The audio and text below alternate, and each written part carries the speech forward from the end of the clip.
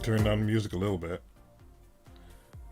Welcome to another Friday evening stream. It's been a while. It's been 2 weeks, I think, that I had, I think, a Quinn box and actually a prepared video. Hey, what do you guys think about that?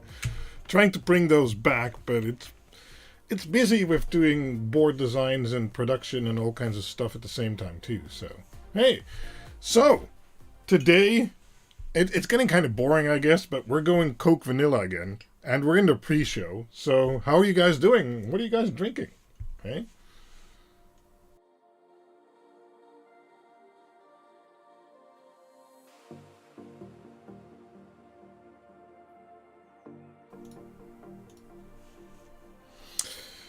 Oh, yes. Favorite Friday song. Nice.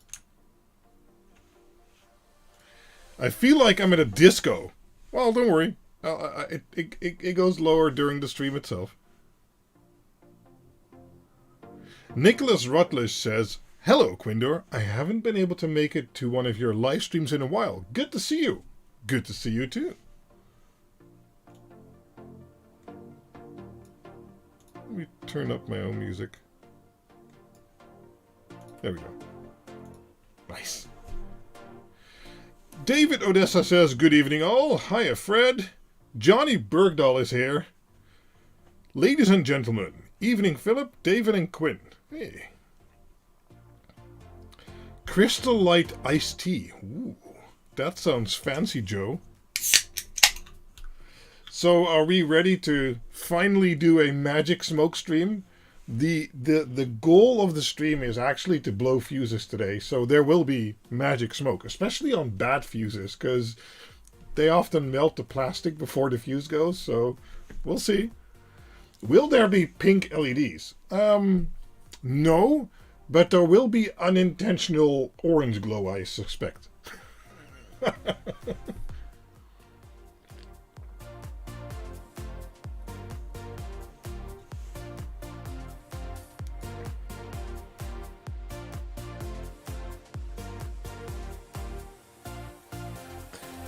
Wow, right when I start streaming, my voice gives out. Who would have thought that?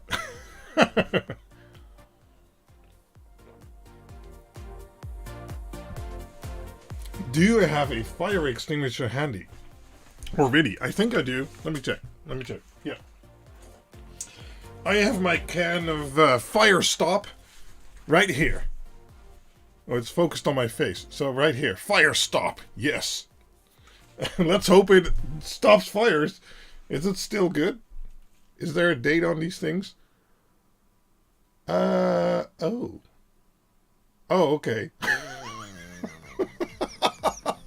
Hold on, let me show you. Because on here it says 2016, but it is date of production.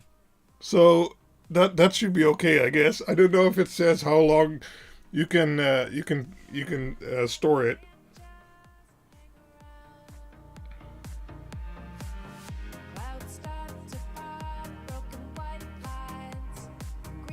And I mean, this isn't even the right stuff. This has water in it, and we're dealing with electrical stuff, and you know. But I have something here, okay? It's okay.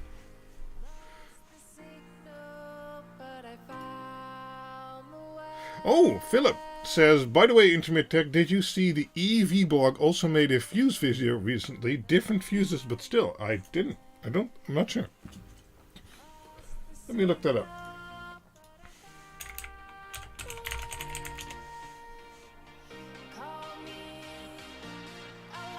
Right, that's a year ago.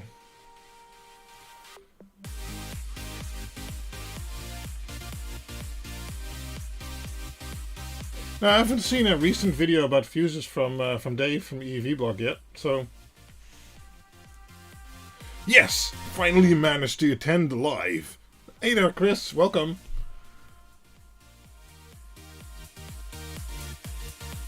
It's a bad sign that you are now only looking at the details. Well, I expect smoke. I don't expect fire. I mean... Something is better than nothing. Exactly. So... Worst case, we'll just douse it all with fire. The circuits here in my office are on a different circuit breaker and Artlec, earth circuit that I put in during construction. So even if I blow all the fuses over here, it won't affect the rest of the house. It's happened a few times. I mean... I knew I was going to do a lot of testing in this room, so that's why I put in different circuits. Ah, okay, it's 1 year ago. Popped up recently. Okay, sure. No, I'm not sure I watched that one. Maybe I'll do it after the stream. Hey, Andreas Hoffman is here. Andy, you're in the States, right? Good subject. My fuse on my ANET A6 burned up today. Oh, interesting.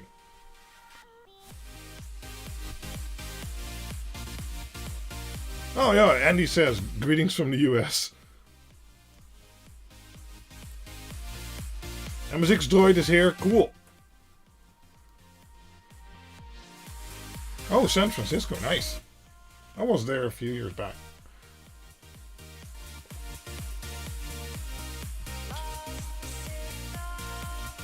Random piece of wire.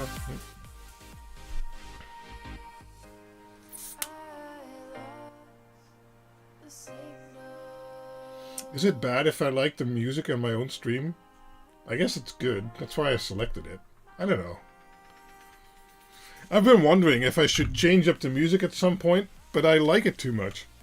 But it's been the same for like 20 streams or so. Smoke and fire, everything. Good thing I was sitting next to it. Wow, okay, damn. That's not good. But at least a fuse went up in smoke then, or... Hi from Edinburgh. Cool. Hi, Shifty.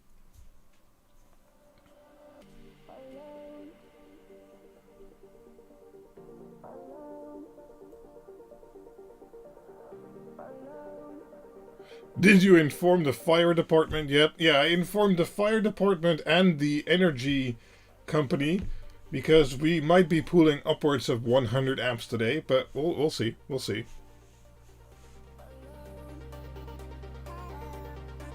It's not 15 past yet, so I can't share what I'm gonna, use and stuff. We'll That's not a lot of people here today. 25? Should I do a Discord announcement? No, it should have auto-announced using the event, right? Yeah, okay. I guess that's not needed.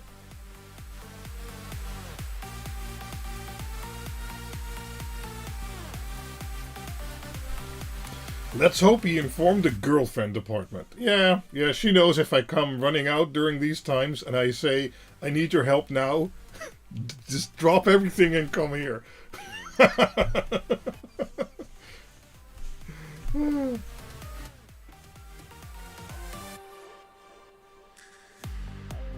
So who's watching this in 1440p 60 FPS? Because, you know, all the FPS goodness.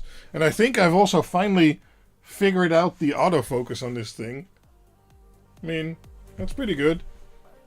Right? Yeah. Maiko will not be attending. Oh no, why not? You could share the secret now. All the snoozers can just miss out on the secret. Well, I guess the secret is in what we're going to use today. It's not really what it's going to be, but it's, you know, gives some hints to what I might be looking at in designing. You look good. Thanks, man.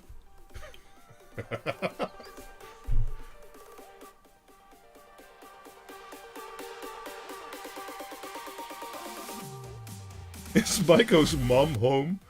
What?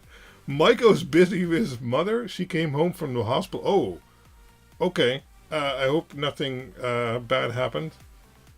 And I wish them all the best if someone's sick. I'm surprised hotel Wi-Fi can do 1440p 60. Oh, okay. When is the quad FPP coming out? Soon. Well, it's not FPP. It's ESP Pixel Stick V4 Beta. Which now actually has definitions for the Quinled boards, thanks to, and I need to look up his name,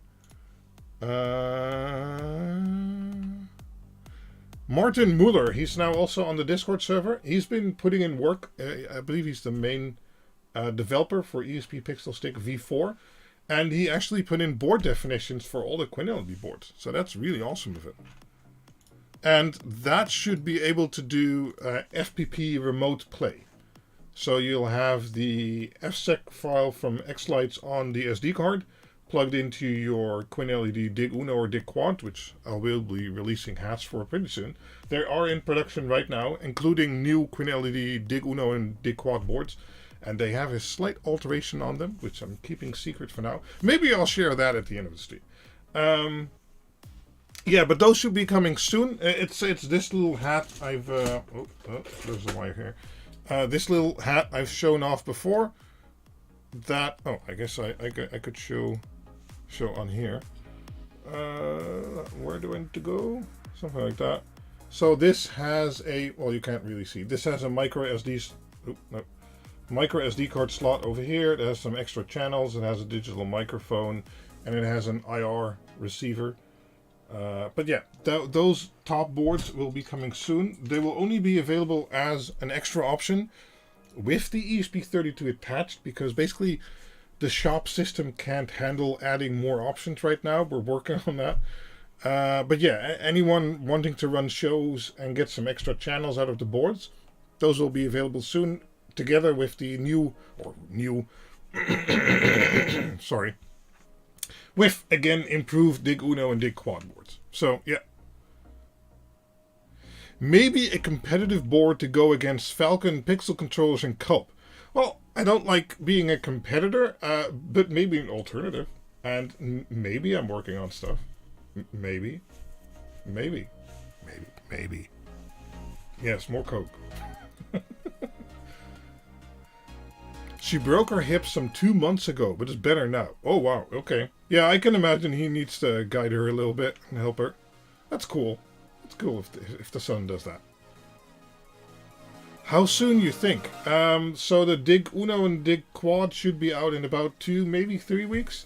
At least worldwide, and then we'll get a shipment to Dr. Z's. And the AE Plus hat, as I'm calling it, in various variants. I think about the same time. Not sure yet.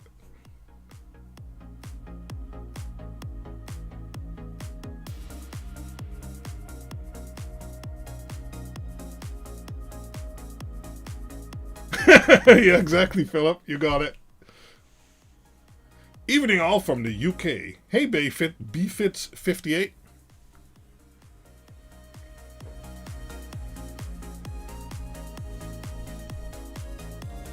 International cool.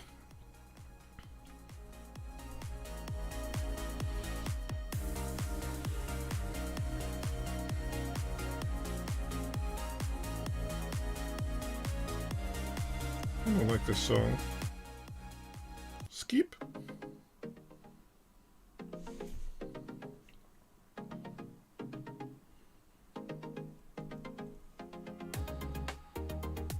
Right. Anyway, since we're waiting, let's take a look at what we're going to be using today.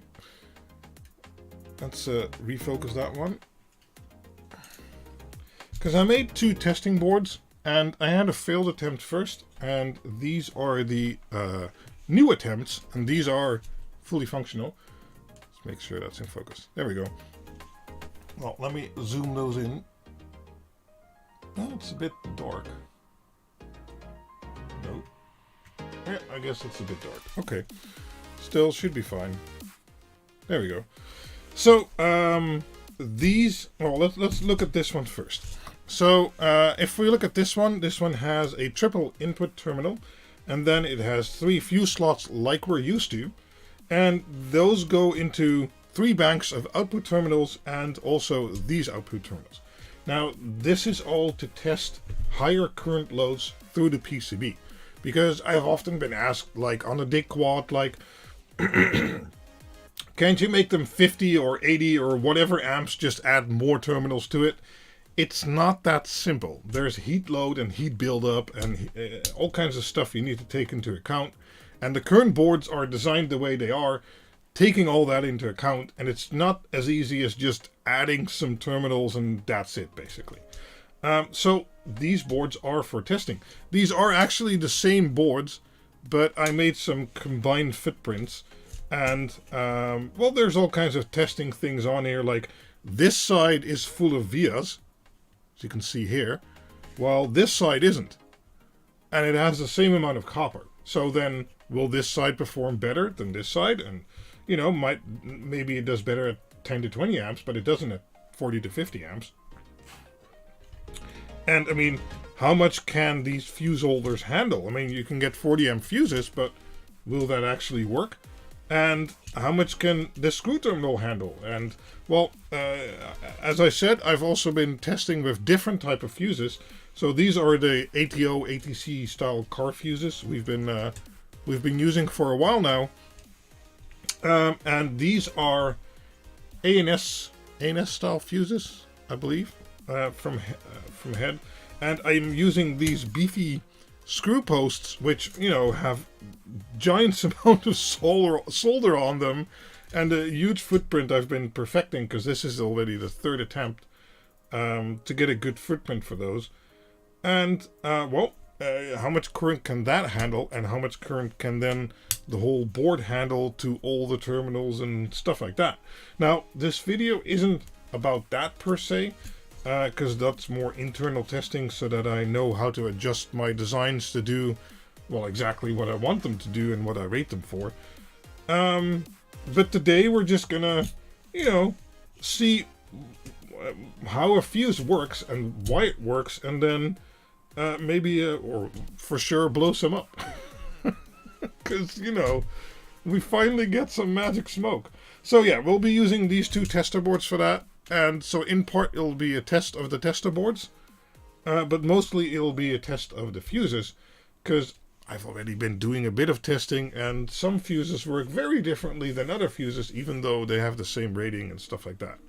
So yeah, we'll definitely be blowing some ADO fuses here. Don't worry about that. And I actually have a 3rd camera over here, this one, which I will be putting very close up at the fuse, so we can see it glow and melt and do, you know. Please make an announcement on the Discord when the hats are available. Don't like to check AllNet China every day. Don't worry, I will. There will be a YouTube video and announcements on the... I always announce stuff in the Discord. So if you are on the Discord, you will always be the first to know, because Discord is my first place to announce, and after that it's YouTube, and then I don't know what else, but so Discord is always first. I use glass fuses. They do not catch fire. That's a good point, Johnny. The Netherlands today will be a fuse graveyard. Oh, Pim W is here. Hi, Pim. So yeah, that's what we'll be doing today. As a power source, because we need lots of amps. We need like all the amps now. We have two contenders. So, first one, I don't have cabled up right now. The first one will be this guy, and this is a UHP 500-5, which is a 80 amp 5 volt power supply from Meanwell. They're about $100, but they're fully passive and very, very efficient. So they can actually really deliver that 80 amps while having a 5.19 volt output.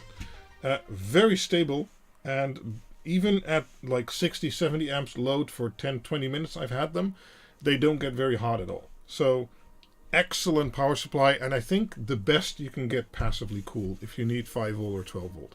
Really. Andy has to go. Okay, have fun at your next meeting, Andy. Bye bye. So if this isn't enough, I mean 80 amps, come on. But still, if that isn't enough, we have this guy. And you can see I already have some cables attached to here. I mean... So, this is an HRP 605, also from Meanwell. And it's a 5 volt, 120 amp power supply. I mean, I don't know when things get dangerous, but I'd say 120 amps should be enough for anything we try today, right? And I have actually been testing with this power supply, and I have maxed it out. Now, this for sure is not fanless. It has a fan, and you'll hear it. But if we need more power than the 80 amps, this guy will do it. No problem whatsoever. So it has 3 output terminals for positive and negative, and I've doubled up some, as you can see here. And yeah, and I mean, it even takes 8.5 amps in on the AC side. So this is quite a beefy power supply. I mean, if you need this many amps, I don't know what you're doing, but that's going to be one bright LED show, that's for sure. So let's start with the normal, the non 120 amp behemoth. Do you have a zombie conceal that you want to revive? You'd think so, right? I mean, yeah. Let's see, because I try to use, as you can see here, 10 gauge cable for most of the connections. But those are already connected to that power supply. Let me see if I have some more cables here. I do. But I don't know if I have more 10 gauge. Oh, right. Well, we need to have a third thing in the equation. The third thing in the equation is this guy. And that is one of my load testers. And I've been showing these off. They're also linked in the description, of course. I've been showing these off. These are loads that will do about 150 watts. Or 25 amps at 5 volt. And they can sustain that for a longer period of time. And I don't have one of these. I have 5. So we can simulate up to 125 amp of load today. Yeah, I watched that video yesterday, Johnny, and those power supplies they have, those are beefy boys. I mean, I'm surprised that generator they had was able to run those. It's insane. What is the goal of tonight? Well, we'll be talking and looking at fuses, and then we'll be testing random fuses I bought from AliExpress to see how they behave and if they're okay.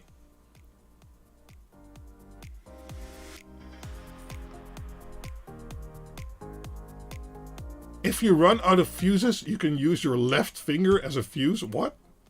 Or your right, your pick.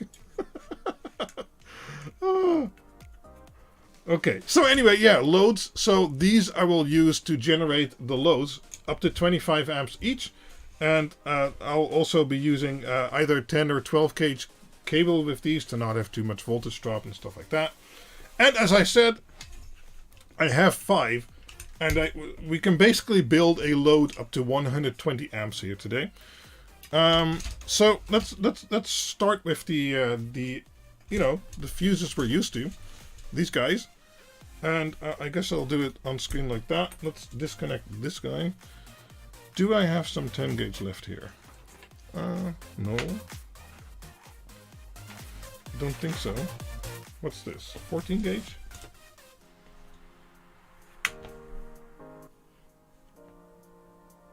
Yeah, this is 14 gauge. Also 14 gauge. Just trying to see if I have any 12 or 10 gauge left. No, I think they're all on my testers or on the other power supply. Let's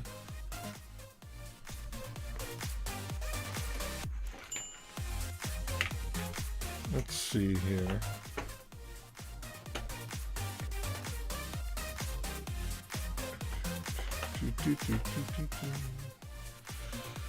Let me find the right cables here. Hold on.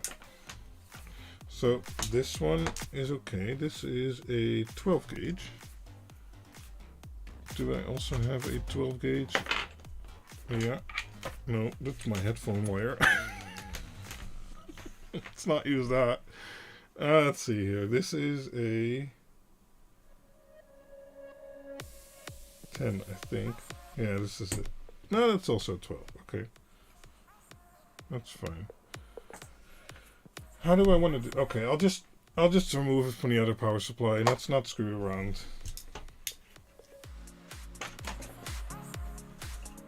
So I'll try and show you what I'm doing, and then I'll set up the extra cam in a minute. Okay.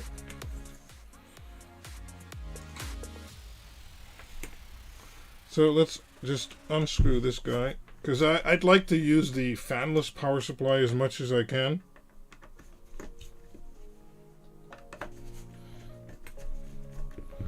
Because, you know, this guy really makes a lot of noise. So, yeah.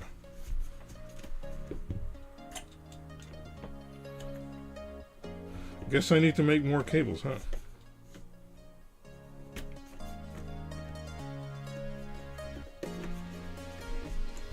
Okay. So don't need this guy for now.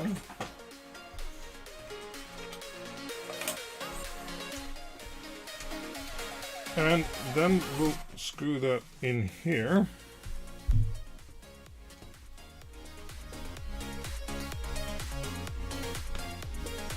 Now this is going to be a little bit of an interesting setup. I think I need more cables actually, because we'll be running the negative straight to the testers, and we'll be running the positive through the testing board, because I didn't want to spend extra for larger PCBs, so we're only running the positive through the PCB basically.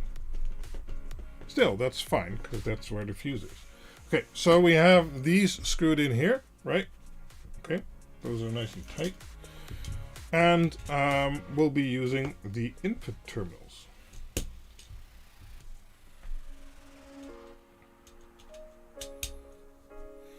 So this has 3 fuse positions, and each correspond to or 3 screw positions. And this left one goes to the left fuse, the middle one goes to this fuse, and the right one goes to this fuse.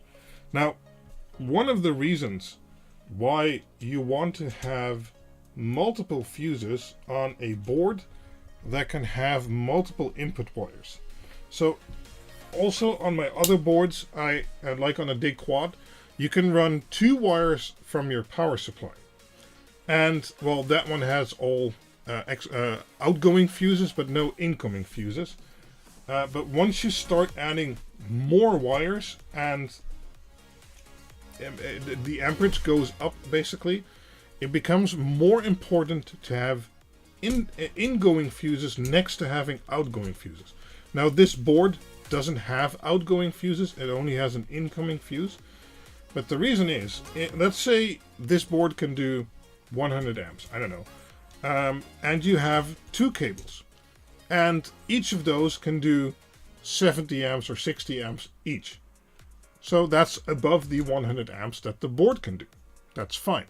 But now something fails. So for instance, a connection comes loose or something like that. If you only have output fuses on a board with multiple inputs, current will just continue running. But instead of running over 2 cables, it'll now be running over 1 cable. And that cable might not be rated for the 100 amps, but only the 60 amps. So having output fuses at that point isn't enough. If you also had input fuses, if you do 100 amps in total, you have 2 cables which can do 60 each. You fuse them at 60 each, which is 120 total. That's fine. Now for some reason one of the cables comes loose. That means the other cable will suddenly see all of the current, but since there's a fuse there, an input fuse, it'll break the fuse in a cascading action actually, if there's multiple cables, like 3, and well, that will protect a cable from being overloaded with too much current. So that's the reason why, especially on higher current boards, so on a DIG quad, it's not that important, because if you use even 16 gauge or 14 or 12 gauge or 10 gauge, whatever, that will be able to handle the 30 amps max. So even there, if one cable would come loose, it's not too big of a deal. But if you make a board that does like 60 or 90 amps, suddenly this cable could become a liability and break if all the current would end up on that cable. So that's why on a bigger board with multiple inputs, you'd want to have input fuses next to having output fuses. Hope that makes sense.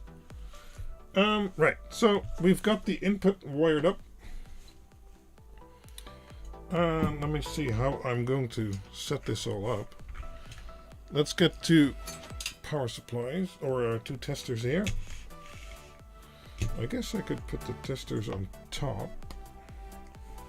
And now I have too many wires.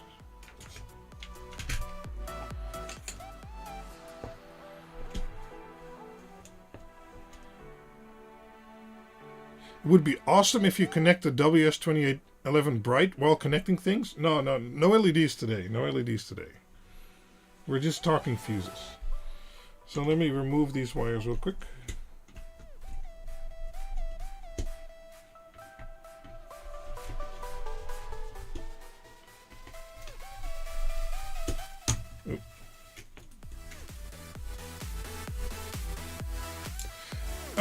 In an ideal situation, yes, Philip, but it's not always needed. That's kind of the gist of it. So the way the board is this board is constructed, the inputs are separate over the fuses, but then after the fuses, this is all a shared plane or domain or whatever you want to call it. So they all end up in the same connection, basically. So it doesn't really matter which screw terminal here I choose. Those are all connected together. But in a real power distribution board, you'd have the input fuses and then you'd have output fuses per terminal. But this is just a testing board. Keep that in mind. Okay, then we need to wire up the negatives. And those go directly to the tester.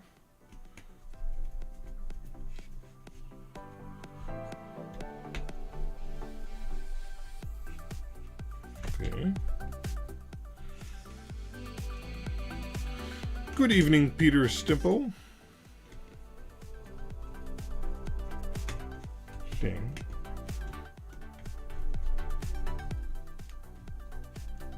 Let's wire up 3 testers. I mean, why wouldn't we? There we go. 3rd tester. Let's get this out of the way.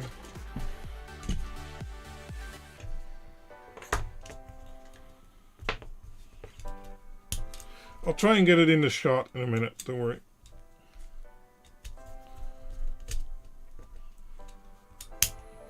And, well, I guess we'll have to double up a terminal on the power supply. But that's pretty easy with these fork-style terminals. Because they have a side that is flat, basically, and a side that's raised. So if you match those together, most often you can get that done.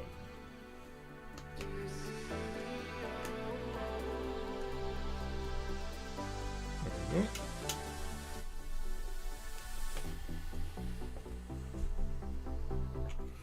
See if that's secure. Yeah, that's pretty secure. That's fine. Okay. Oh, well.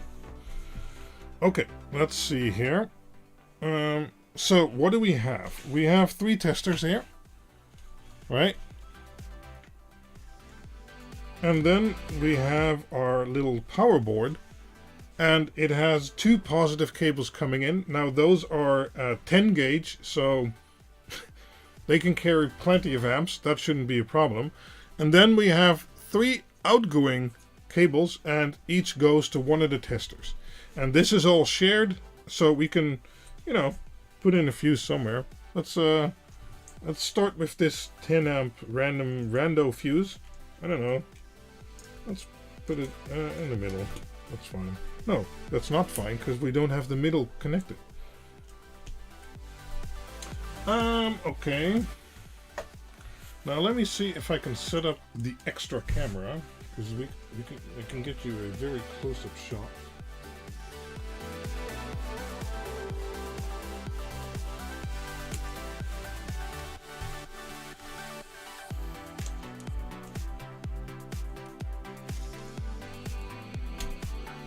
Oh, it might actually be too close.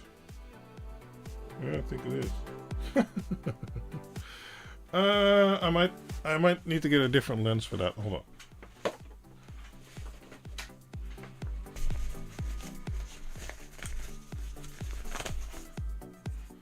Let me change this lens.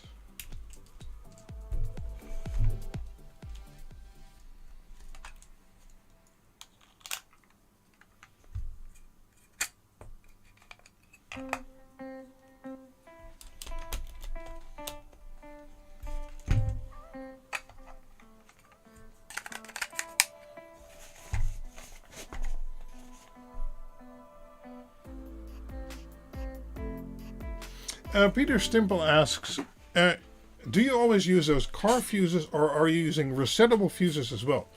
If not, what is your reason? So I use those car fuses because they're available worldwide, and it's very easy to, you know, pick the value that you actually need. I have some plans with resettable fuses, but that would very much limit the choice to whatever I decide that you need, where the fuse should actually be specified to the wires or the setup or the amount of current you're running. And, well, that will, you know, limit the options there if you have a resettable fuse. So let's see if I can actually focus this. I think I can. Now, how do I change focus mode on here?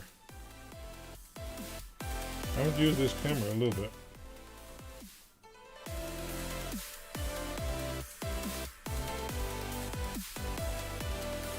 Okay, let me first add it on the screen. I think it's this one.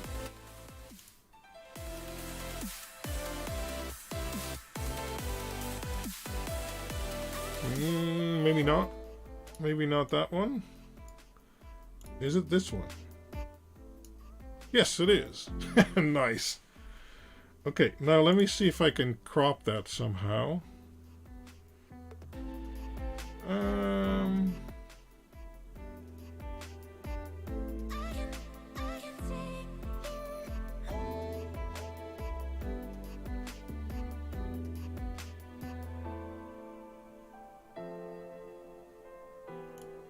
No, I don't want that.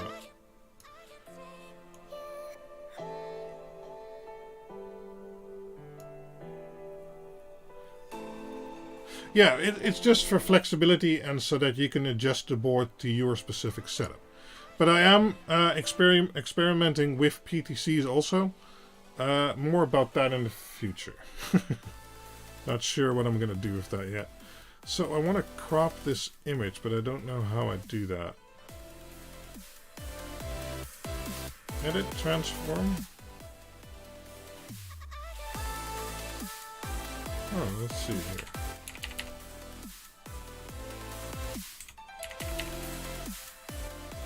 Nope, that's not it. Nope, that's not it either.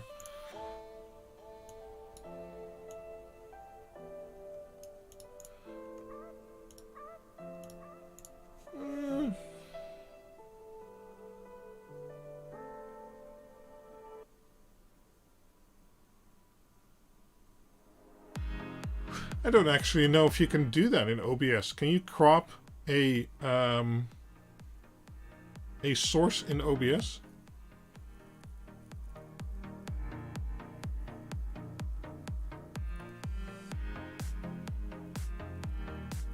Oh, certain. On the dig boards, for instance, I do have PTCs on all inputs and stuff like that, because I do know the current that's going to be there. So, oh, absolutely.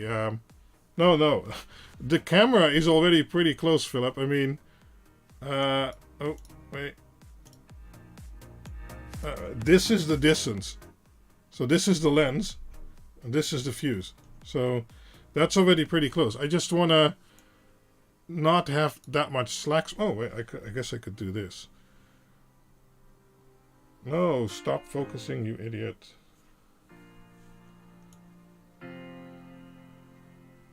I guess I could do it like that. Okay, I need to figure out how to put this in manual focus mode.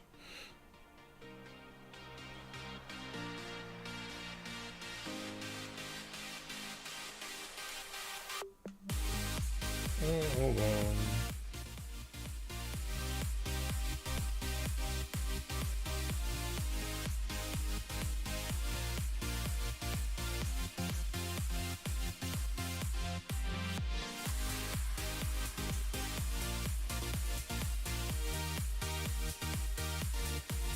Okay. There we go. There we go. So this is now in focus and pretty big. I need to hook up the testers, because the testers require their own 12-volt power supply. So I have this bundle of leads here, so that they don't leach power off of what they're testing, basically, to get a better value.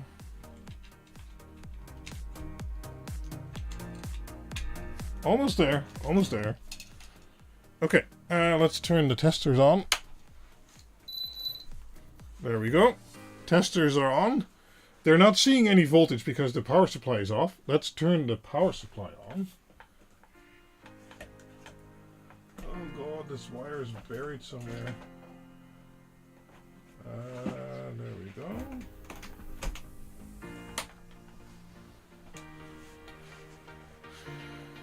Yes, and now they are seeing voltage because, well, the power supply is on. And, well, we can start applying a load. What should we start with? This is a 10 amp fuse. Now, let's ask chat. That's a fun idea. How much load should a 10 amp fuse handle? Right? So type a number in the chat. Oh, doesn't Alt let you crop? Let me check. Yes, it does. Thank you very much. Exactly what I was looking for.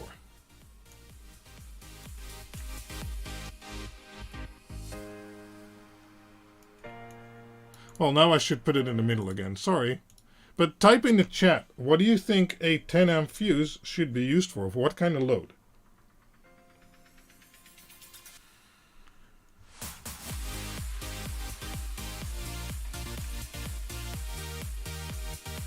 There we go. Perfect. Thank you. Who was that? Who was that? He gets a free Coke. Teacher Gone Tech, aka Piotr. Thank you. Right. Okay. Now everything's in the shot. So, 10 amp fuse. How much amps should you run through a 10 amp fuse? Oh, sorry. Chat wasn't updating. 10. Exactly 10. 13 and a half. 8. 15 amps for like 15 minutes. 12. Continuous. Well, that's all over the place. Okay, so it really depends on what kind of fuse we're talking. If we're talking a slow blow fuse or a fast blow fuse, these are considered relatively slow blowing fuses. But a fuse basically should never be run at what you expect the load to be. So if you expect the load to be 10 amps, don't run a 10 amp fuse. Run a 12.5 or 15 amp fuse. So, but we can actually test that. So you should always run below the rated value of the fuse, and the fuse should blow below the rated value of the wire or whatever you're trying to protect. So if the wire can handle 16 amps and you expect a load of 10 amps, you use a 12.5 or maybe 15 amp fuse. 1.21 gigawatts.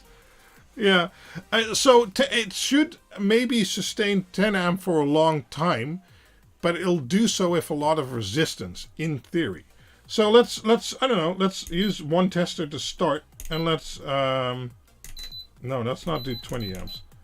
Let's do 5 amps to start with, right? So let's put 5 amp load on that fuse. Okay, 5 amp load on that fuse. And this is live, so you can see. So, 5 amp load. Nothing happens yet.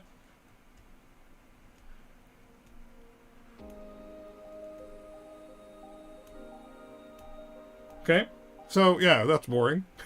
So let's put another 5 amp on that fuse. Let me see if I can reach the buttons here. Not really, but okay, I'll make do. That's 4. Yeah, I'll get the flare out in the second test, Philip. Okay, let's do 9 amps. 9 amps, right? Okay. Now, as you can see, if I stop this test, the voltage is already dropping quite significantly, even though we're only running 5 amp through the fuse. Let's run more. We can see the voltage drop a little bit more. That's okay. I mean, with 5 volt, there is just not much to drop.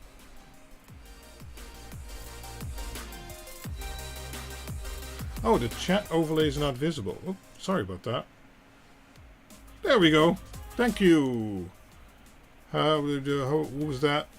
Thank you, Pimp. Late to the party, but I made it. We haven't blown up anything yet. Don't worry. We're only doing 9 amps through a 10 amp fuse right now. And that, that seems to be working fine. So let's up that to 10 amps. Can reach the button. There we go. So now we're running 10 amps to a 10 amp fuse. As I said, I believe, in my opinion, that's not the right thing to do. If you have a load below 10 amp, you should use a 10 amp fuse. But if you have a 10 amp load, you should use a 12.5 or 15 amp fuse. Because basically what's going to happen is that this fuse will be very close to the region where it should blow up. I don't know if it will, because this is a Chinese fuse. But it will start running really, really hot. Now, we'll first pop this one, and then we'll take another one, and then we'll look at the thermal camera. So, it's doing 10 amps. That seems to be doing fine.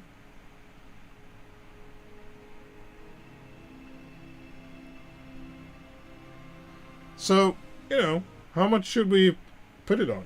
Should we go to 11 amps?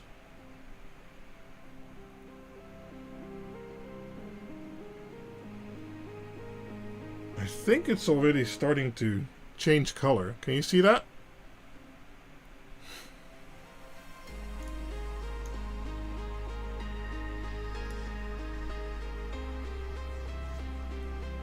Oh, no, don't move that. Oh, no. Shouldn't move it.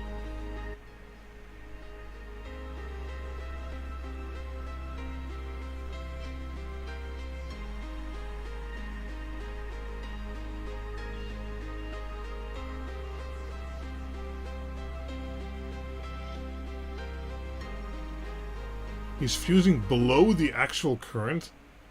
Why would you do that?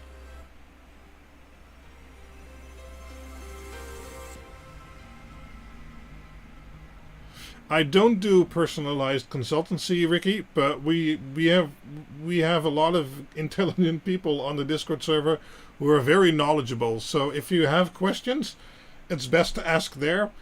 We don't do all planning and schematics for you, but we do help you verify and, help out with stuff.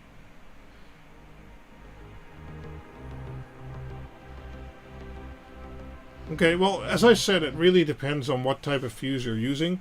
These aren't really slow or fast blowing fuses, kind of in the middle. But as you can see, we're doing 11 amps now. Let's do, I don't know, 12 amps.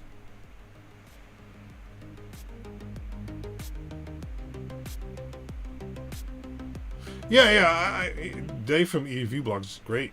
I'll watch the video, don't worry.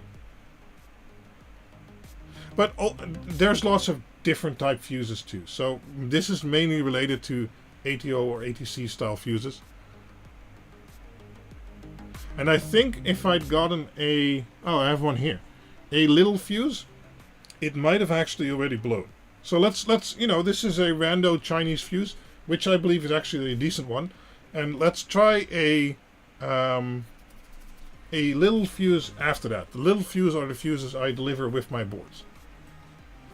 So let's up it here. Let's go to 14 with if I can reach it. Oh, ow!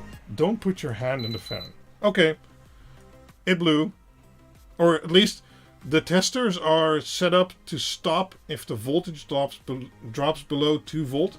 And well, I guess it did. It's at 0 volt. And it didn't fail spectacularly either. That's kind of boring.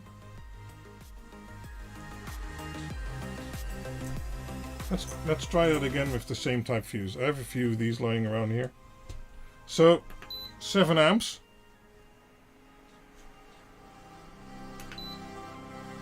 And let's put this one 1 amp lower. Ugh. So it's now 13 amps. Let's see what happens. It's not. There we go.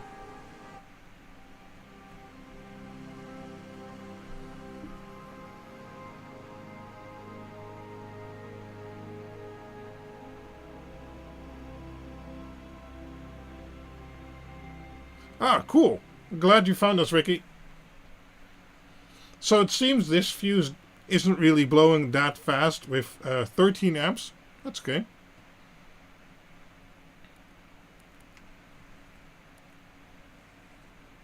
Let's raise it one more. I put too many testers on my table. Okay, 14 amps. Let's go.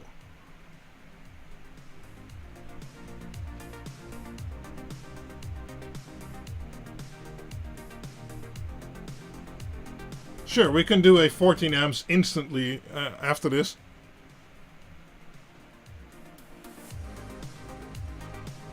And it's actually no fun because I'm showing you known good fuses.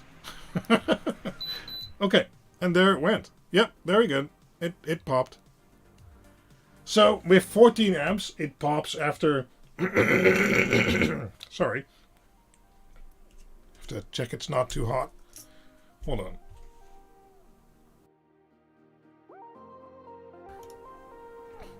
So with 14 amps on it, it pops relatively quickly, in a few seconds. That's fine. Let's try another one. This is also a Chinese brand thingy, but let's put an instant 16 amps on this one. So 8 amps and 16 amps. Bloink. So that's what a fuse is supposed to do. It's supposed to pop when you put over the amount of rated current on there. And the more current you put on there instantly, because at first it took like, half a minute to pop. Let's say we put 20 amps on there instantly, right? So 1, 2, go. And there it went. So, we'll get to smoke later, Philip. We'll get to smoke later. So these are all good fuses, because they do sustain the 10 amps, although they might get a bit hot. But if you're running over that, even 14 amps, it'll take a little while. But with 20 amps, like if there's a short condition or something like that, it will basically pop instantly, right? So that's a good fuse. Boring fireworks. Yeah. So this is a little fuse. Let's put it back to 5 amps on each of those. Let's start that. Now, one thing I didn't talk about is that a fuse will always cause voltage drop. So as we're seeing here right now, this one's seeing 4.8 volts and this one's seeing 4.9 volts. That's actually pretty good considering the input voltage is 5.09. Let's see if I have one of those red ones here. Yep, yep. Let me change that out.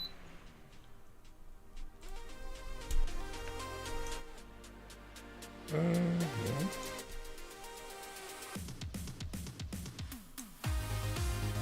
So let's see what this one does. Okay, this one also does about the same, so that's good. Now let me go back to the little fuse again. Sorry about that.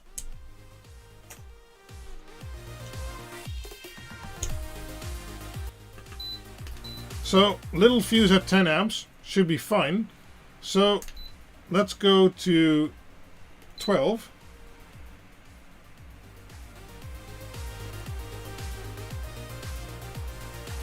Okay, 13.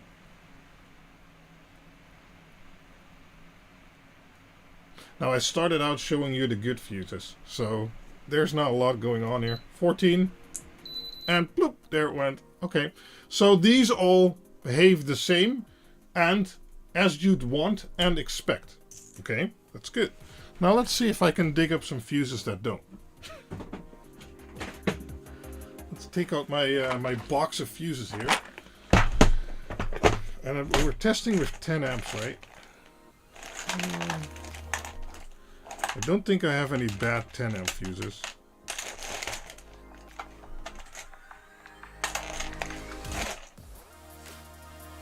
I think these are fine too. Let me see. So let's go to 16 amps, just, you know, so it'll pop easy. Push here. Push here. Yeah, okay. Boring fireworks. Damn it! We'll get there, we'll get there.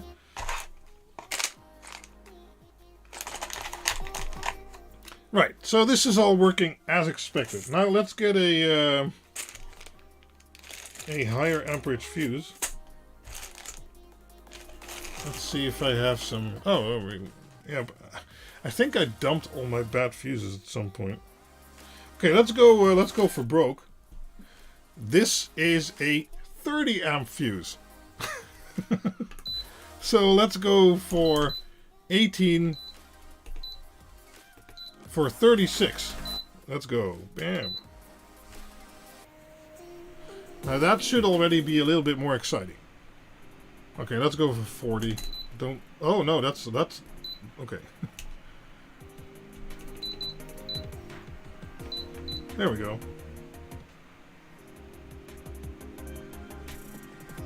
This might actually be a bad quality one, not sure.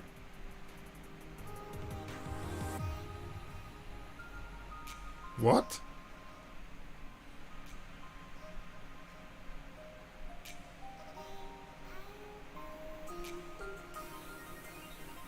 So we're drawing 40 amps from a 30 amp fuse.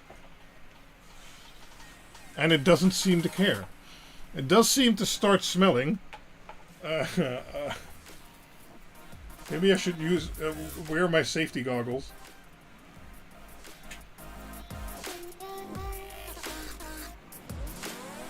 So let's get the FLIR out.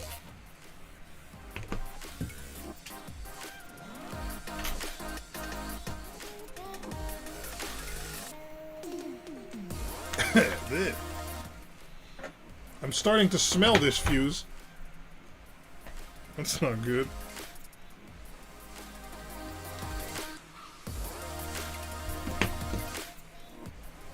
We're not seeing smoke, no, but I'm smelling smoke. Can you see it discoloring?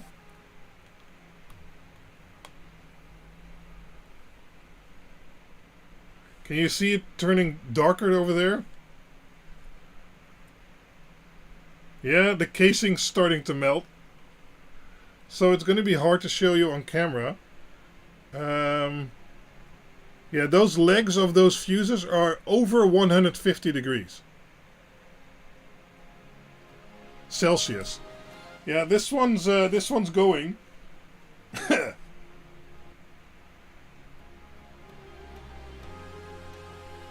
You can see it happening, right? It's starting to warp.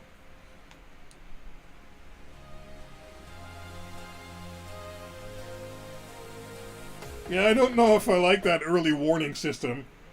Yeah, so this is a bad quality fuse because JCM says she's gonna blow.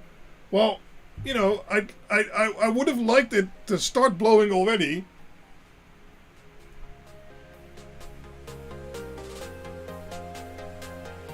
A good quality fuse should have blown by now because we're running 40 amps with 30 amp fuse.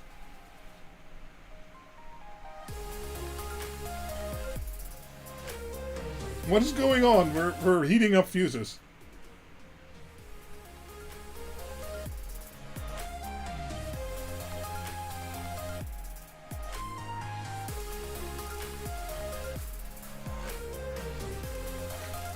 I'm still waiting.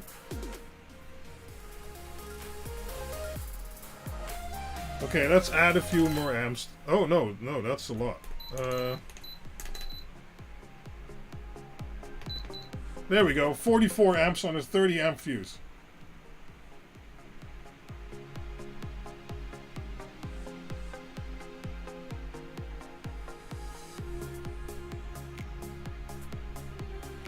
Yep, it's melting the plastic for sure.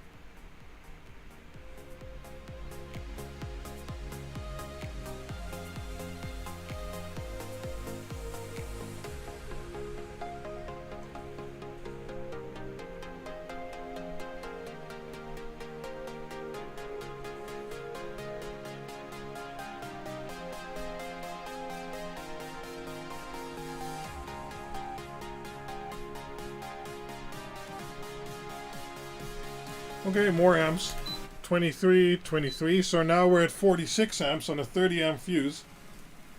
And all kinds of stuff is happening, but the fuse isn't blowing.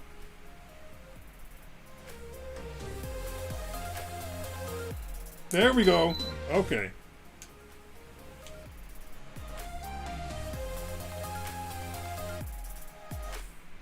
So, I'd consider this a worse quality fuse because it took so long. Now let's see what happens if we instantly put 50 amp on there. Although I'm not going to touch it for a while because it's currently still 146 degrees Celsius. Yeah, my hands don't like that. My hands don't like molten plastics. It's smelling a lot too, damn.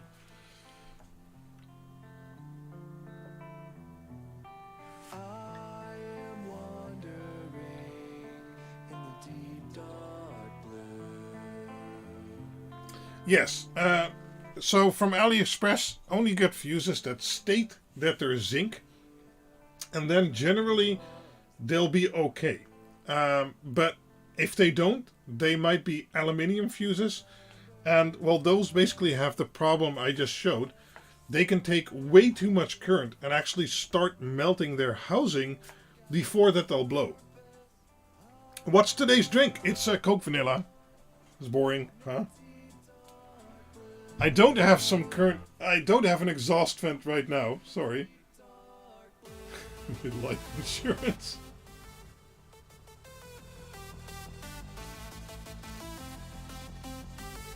Okay, I think I can touch it now. Maybe. Ow. Ow. Okay. So let's do it again. But now let's go for broke immediately. So let's go for 50 amps. See what it does, right? So 25 amps, 50 amps.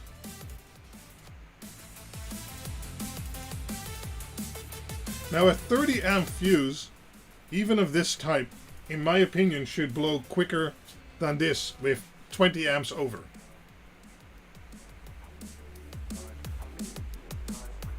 But instead, it heats up.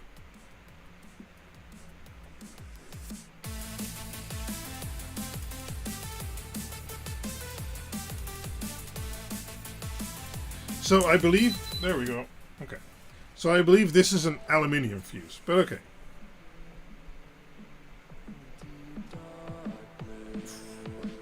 I guess I could use the fume extractor, but it's not really viable in this setup, so...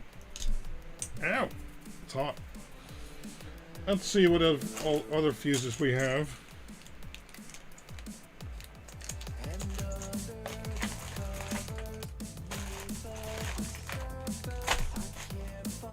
Well, we can try a low value fuse and just put hammer. Oh, let's see what a little fuse... Oh! I didn't notice. Something got stuck in the socket. There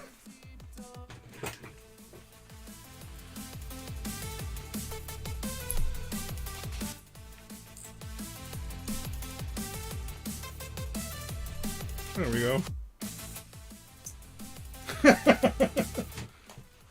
So let's try a little fuse 5 amp fuse and see how that does, because those I deliver with my products.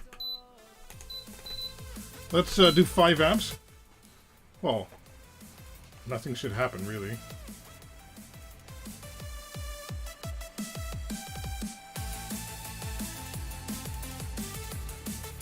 So let's do... Oh, damn it. I hit the wrong... Well, I was in the wrong setting. I did 15 amps and it blew instantly. Okay. Do I have another one here? Not of that type, I think. Nope.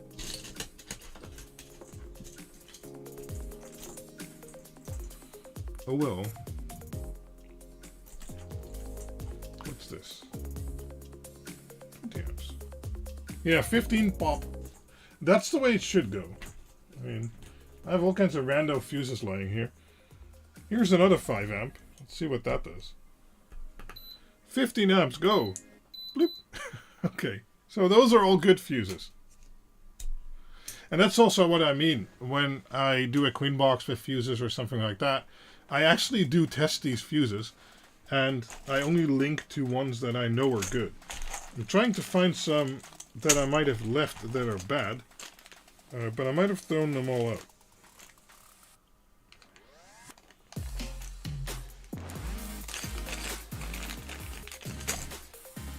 So this is a 20 amp fuse. Okay, so let's put 15 plus 30 amps on there. Oh, okay, that's fine. So this is a 20 amp fuse.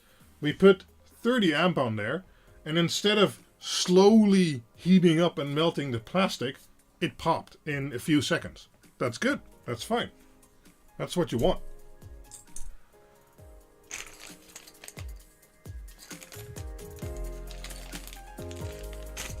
I'm trying to find a bad quality fuse. Who would have thought that?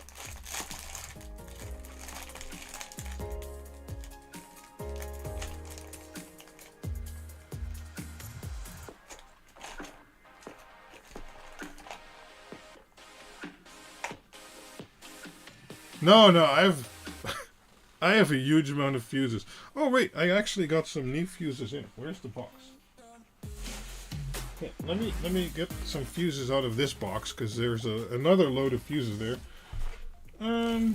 Right. Okay. Let's try 10 amps again.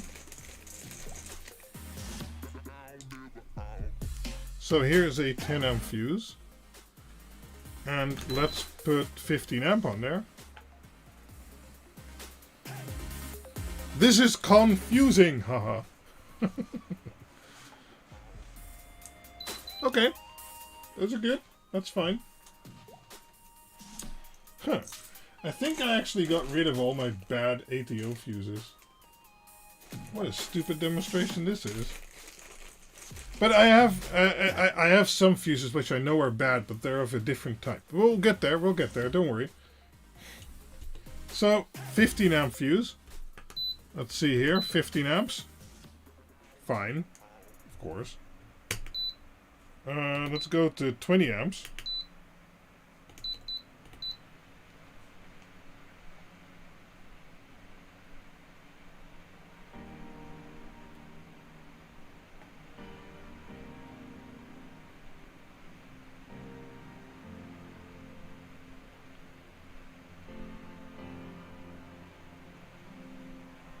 Let's go a bit higher.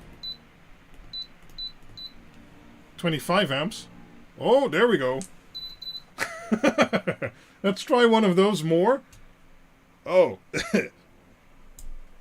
We're getting to the smoke, Philip. Don't worry. So another one of those. But let's keep it at 7 plus 15. See what happens. Because I promised smoke, right?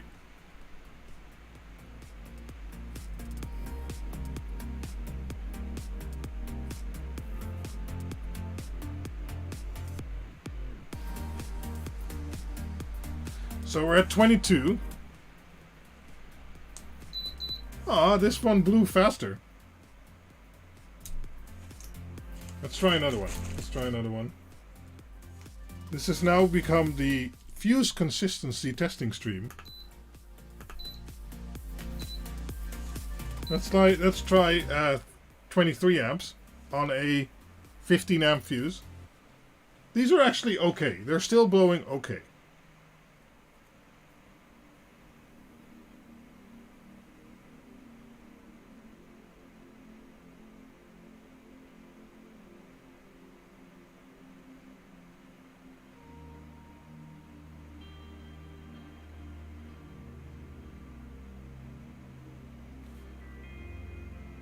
That's taking a little while. Oh, wait, this isn't on.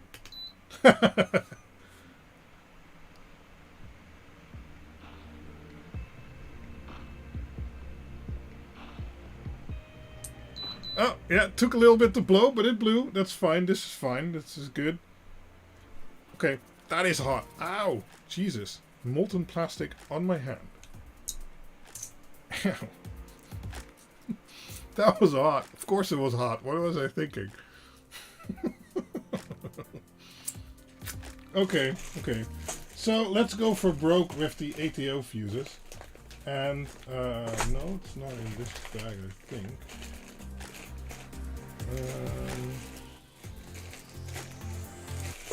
I think I need these. Nah, it's not that bad. It'll be fine. Yes. Let's see if we can generate some smoke. Okay, I'll hold the coke for a few seconds. Hold on, let me place this in here. There we go. Oh, it's not cold anymore. Aw. This is a 40 amp fuse. So, I don't know. Let's put this one to 20 amps, and then let's put this one to 20 amps. Okay, 40 amps. Now, you can already see that 40 amps, it might be able to do a 40 amp fuse, but it's only letting 4.5 volts through. So, is that really still usable? That is also part of the reason why my output terminals are rated for 10 amp max instead of more, because the more you try to push through that little fuse terminal there, the higher the voltage drop will be. So, another problem that occurs is that, and let me try and disable my face here. No? There we go. Let's see if you can see that.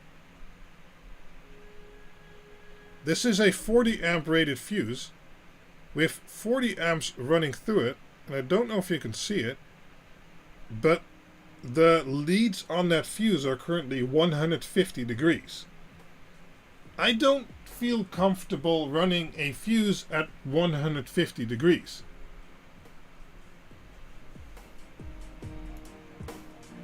So, even though this socket is an ATO socket, and this fuse is a 40 amp fuse, currently it's heating up the board a lot, and the fuse is over 150 degrees. Of course, you can also see that here in the resistance, where we're already down to 4.5 volts.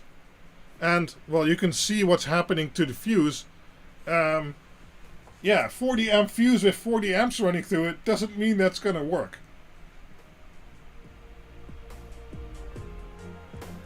Because this fuse is disintegrating. Let me add 10 amps to that, because I do want it to blow at some point.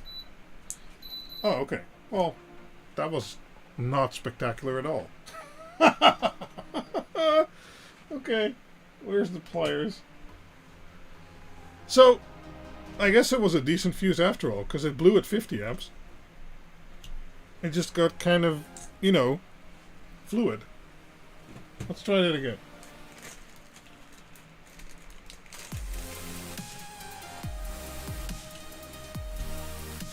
Okay, let's go. Okay.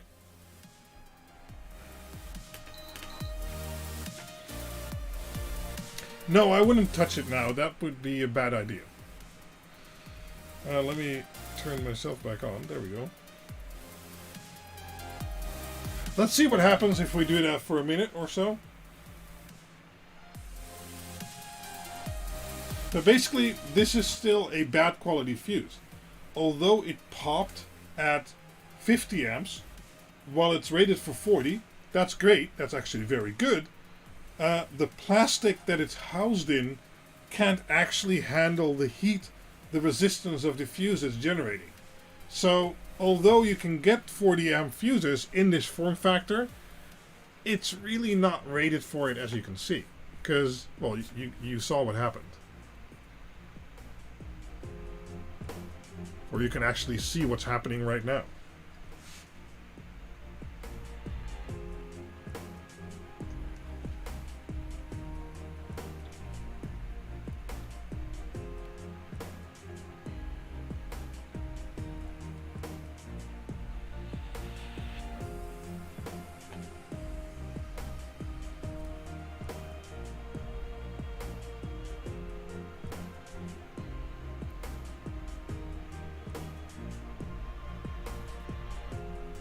Yep. And we're running 40 amps. Exactly what this fuse is rated for. Because this one's off.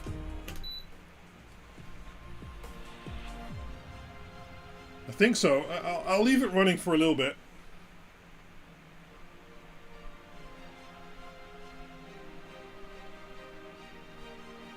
No, the fuse itself is heating up, not the socket.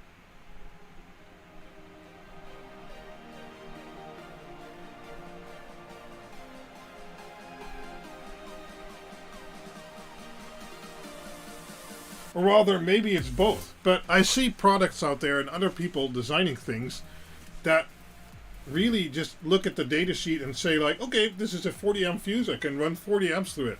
And then I'm like, in my testing, I don't want to put this in a product. I don't think that's safe. Although all the ratings say you can, I wouldn't be comfortable telling people to use this. And that's why I do a lot of testing.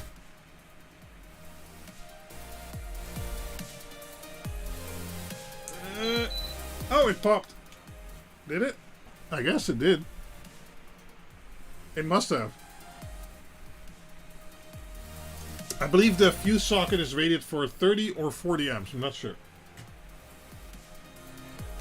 But the socket isn't really a problem because it's built with high quality plastics or high temperature plastics, where this fuse, yeah, that's done. Look at that. There's nothing left. Holy shit. Yeah, we need an exorcist right now, that's for sure. Oh no, don't put it on my table. Okay. Okay, so that's kind of as far as I wanted to go with ATO fuse. Oh, do I have 30 amp fuses here? I want to test some 30 amps. Should have 30 amp fuses here. see. 25. Okay. And 30 amp. Yep. Molten candy. Yeah, I think that's what happened to Richard. It didn't actually melt, it just broke. Okay, so let's put a 30 amp fuse in there. And see how that does with, I don't know, 20 amps at first.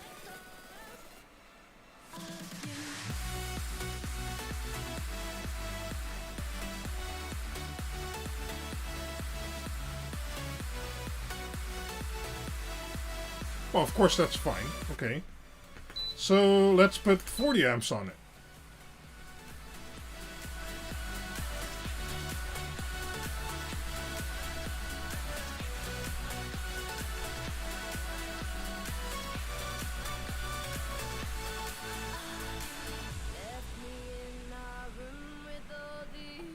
Nothing yet.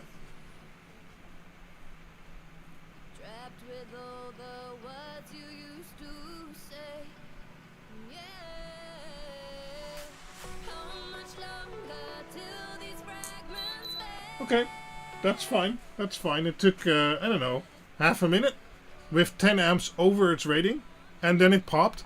No molten plastic or other stupid issues. So, that worked fine. Still think it's hot, though.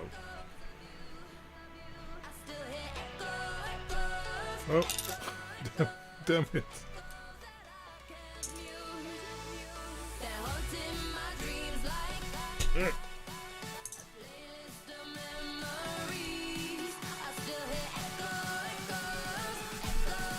Okay. I think we're about done testing the ATO fuse styles. And I think we've determined that, well, I've already been doing a lot of pre-testing on this with these boards and stuff like that. And basically my determination is that you can use this type of fuse style up to 20 amps or so effectively. And beyond that, it's too much for this socket and style of fuses to handle, basically. Right? So, can you try a dead short? You mean on the fuse or on the power supply? Or what do you mean?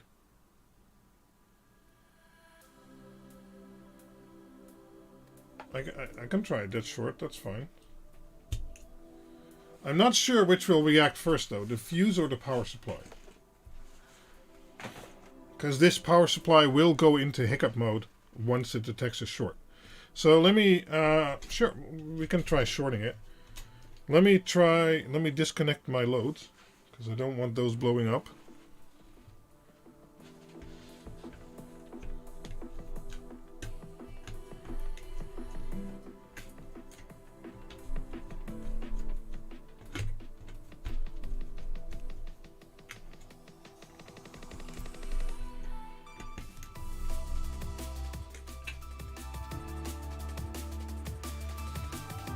Okay, these can stay connected. We're going to change the board after this anyway, so...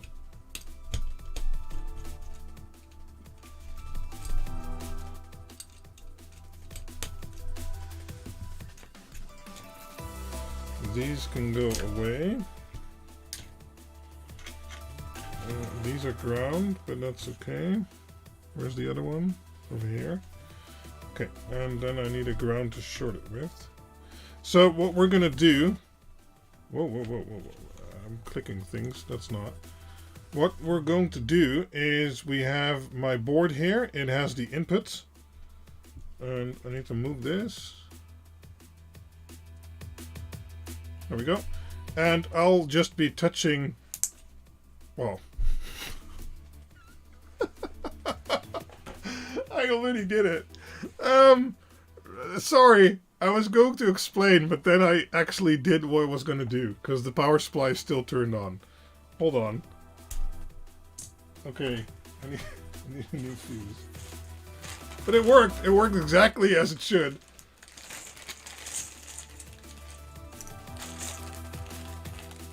And I guess we could try one of those 40 amps too.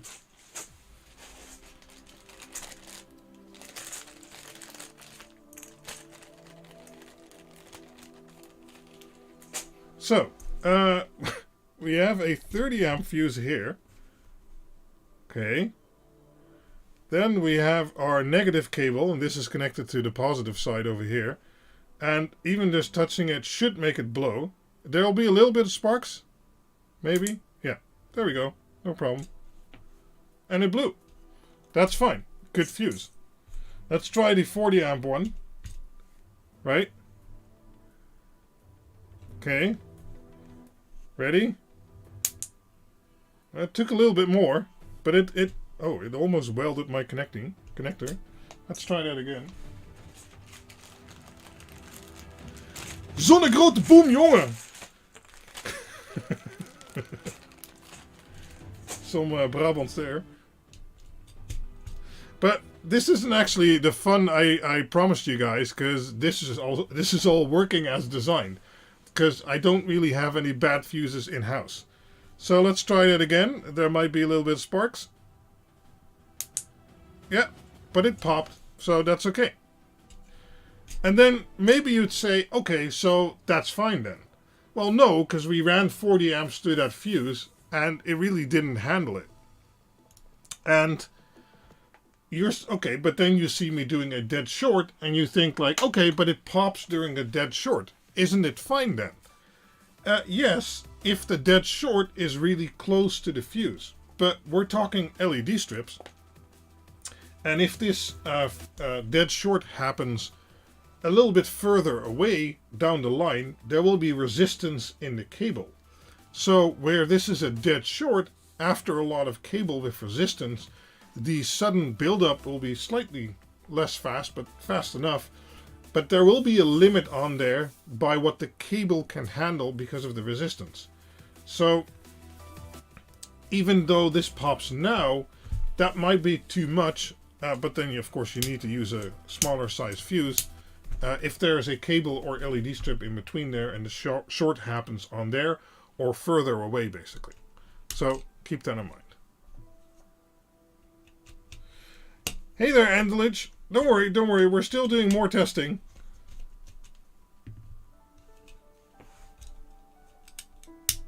Oh, the Chemster says, looking at my car fuse panel, all the small fuses are 20 amp or less. So yeah, car manufacturer agrees with you. Excellent. Good. Okay, we're going to switch to the other board. Because we're going to switch to this guy. Let me disable that camera real quick. So this guy it's exactly the same board, but now has different types of fuses on there. And there's a 40 amp here and some 70 amps. Now let's remove those real quick. And of course there's a whole different mechanism for connecting them, which I'm trying out to see if that's going to work. Ah. They talk about another kind of world. Another kind of world. What are you afraid of?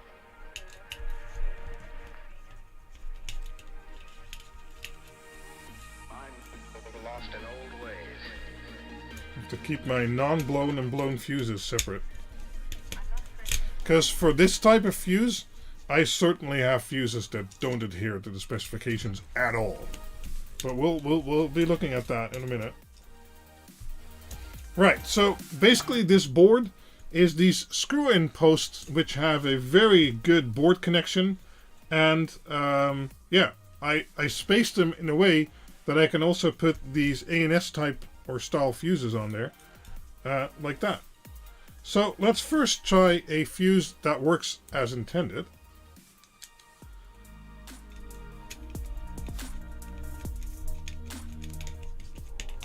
You can really torque these down, that's nice. And I'm going to, I can go through the screw terminal to that side, like on the other board. Or in this case, I can actually just screw in the wires directly without having the screw terminal in between there. And I can actually, if I want to in this case, normally you wouldn't do that, but in this case I will. Shove two of them on there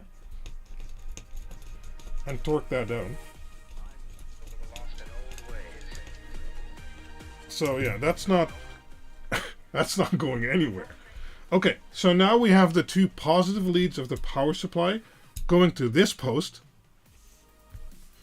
And then it goes through the fuse, then it comes out here, and that energizes all of these. Okay, so just like on the other board, we'll hook up all the positives on some screw terminals over on this side.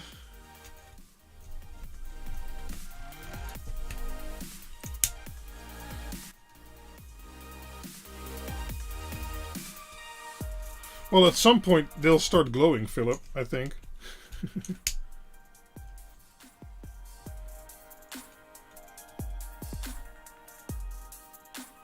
Yeah, we're trying to make smoke.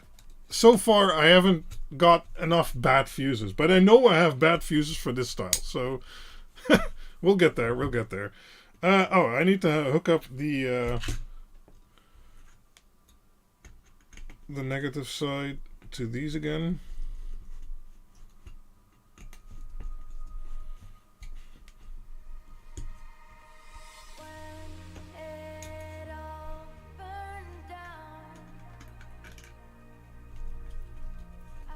Now, the song changed to When It All Burned Down.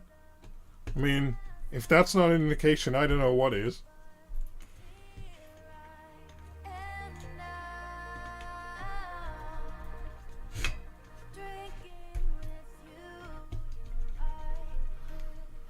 Okay. Let's give those power.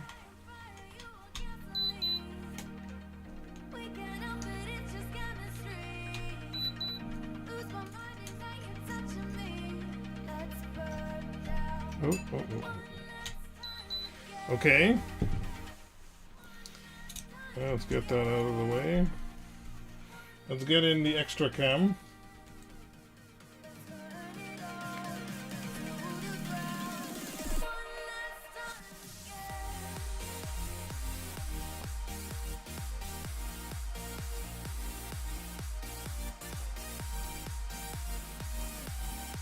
Although it's not going to be really interesting in this case, because this is just going to work.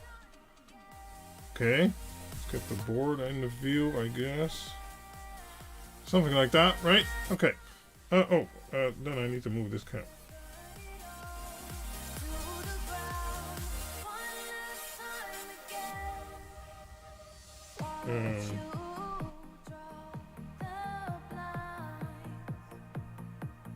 Something like that. Whatever.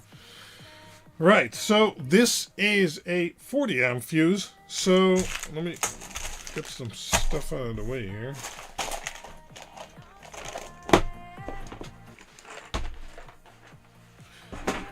So let's start loading that up.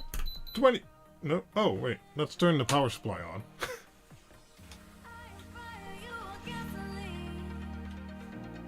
Okay. There we go. So, 20 amps, go. That's already seeing a lot better voltage drop than we saw before. So a lot less voltage drop, basically. And let's go for broke immediately. Another 20 amps. So now we're doing 40 amps through this board. So first, let me move this. We go in through this post. It goes through this fuse. It goes into the board, and then it goes to the output terminals. Right?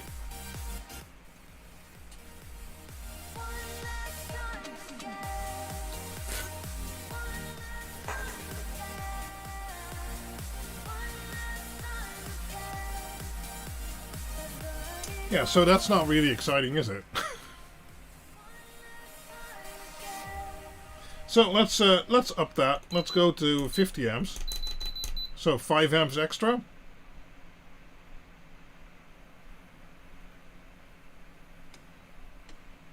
Okay, no problem. Let's see what I'm doing here. 5 amps extra. So now we're at 50 amps.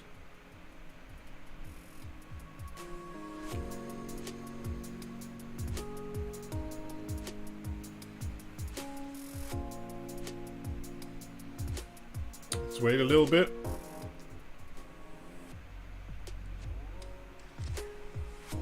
Oh, this is the good fuse. These should pop. I think. Last time I tried it, it was with a 30 amp. So.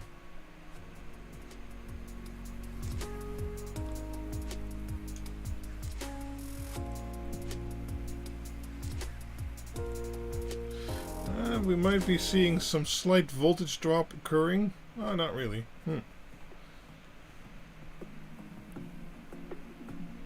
I would have thought 40 amp would pop a 50 amp. Fleur, yeah, we can do Fleur. Hold on.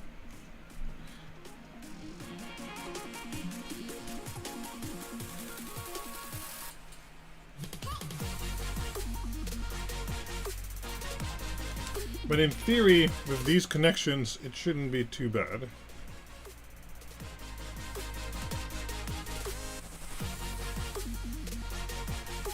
Okay. So the hottest point I'm seeing with 50 amps running through there is 57 degrees. Oh, 60, 62. Yep, 62-ish. So that's not too bad. Let's see from another angle. Yep, well, that's so fine.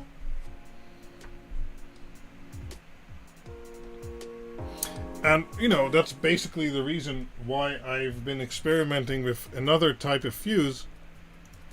Because I want to build boards that can handle more than the 30 amps of the Dig Quad. If that wasn't obvious by now.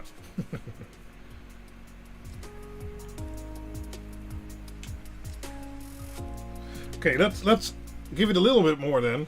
Let's add 5 amps. I know you can't see it. Sorry. Right, so let's add 5 amps. Ugh.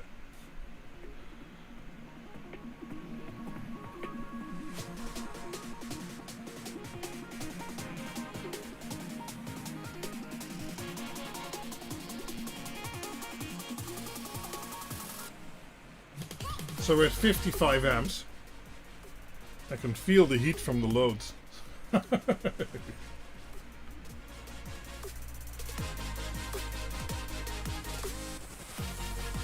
didn't expect it to last this long.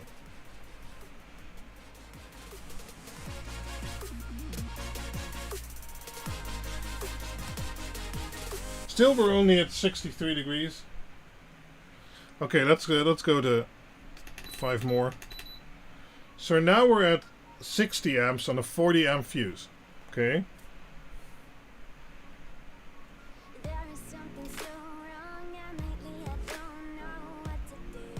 One of the things to note is we're only still at 4.6 volt and here even 4.7 volt voltage drop, where on the 40 amp fuse with 40 amp running through it, and this is 60 amp, we were already down to 4.5 and lower.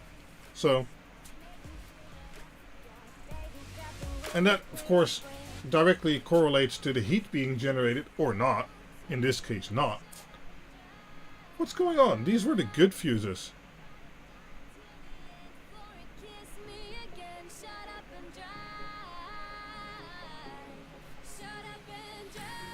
Okay, let's go 15 amps.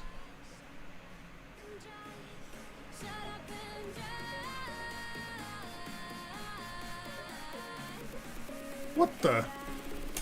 Let's go. 75 amps. Yeah.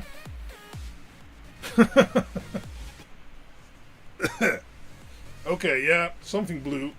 Yeah. The magic smoke's invisible.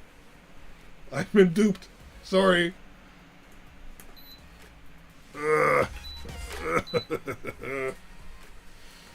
Now, the downside of these fuses is that to replace them, you're actually...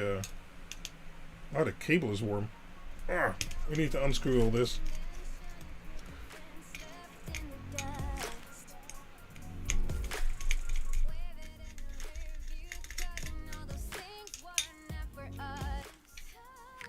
So, at least this one with 75 amps on it, it at least blew.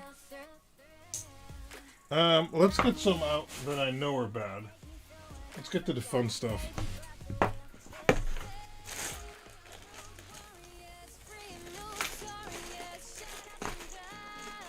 Oh well, I guess we have new ones. Okay, let's try one of these, because I've been trying these colored versions, I call them, like this, and they just don't blow at all.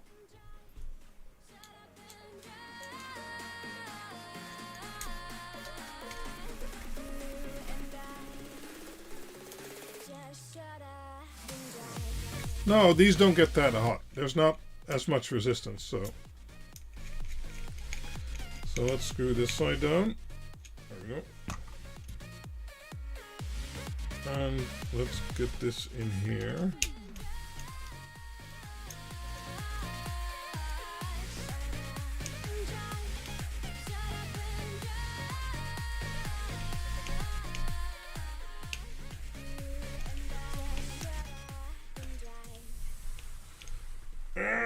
Okay. Yeah, that's torqued down enough. I can't move it anymore. So, this is supposedly a 30 amp fuse. And this is actually a different vendor than I've tested already. Yeah, nice touch of the gold looking, very premium. Yeah, except I don't think it'll blow whatever I do. Let's test it. So we can go up to 75 amps in this setup. I can go up to 125 if we really have to. But let's see what happens. So, okay, let's go to 25 amps. It's a 30 amp fuse. So let's go to 50 amps. Okay, let's go to 75 amps. 75 amps.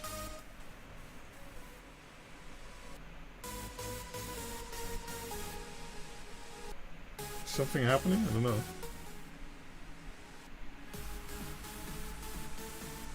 So remember, this is a 30 amp fuse, right? It's even stamped on there. Let me show you. So it says it right there, 30 amps, right? We're running 75 amps through it. When will the PCB melt instead of the fuse? Well, if I designed it correctly, it won't. Yeah, I no fume extractor for me today, Andelige. So let's, I don't know, we could take a look at the PCB. So this is running 75 amps, and over here, the PCB is 45 to 46, 53, 59, 55, 56, 52. Yeah, PCB is fine. And this fuse, where I can see, is 70 something, 72.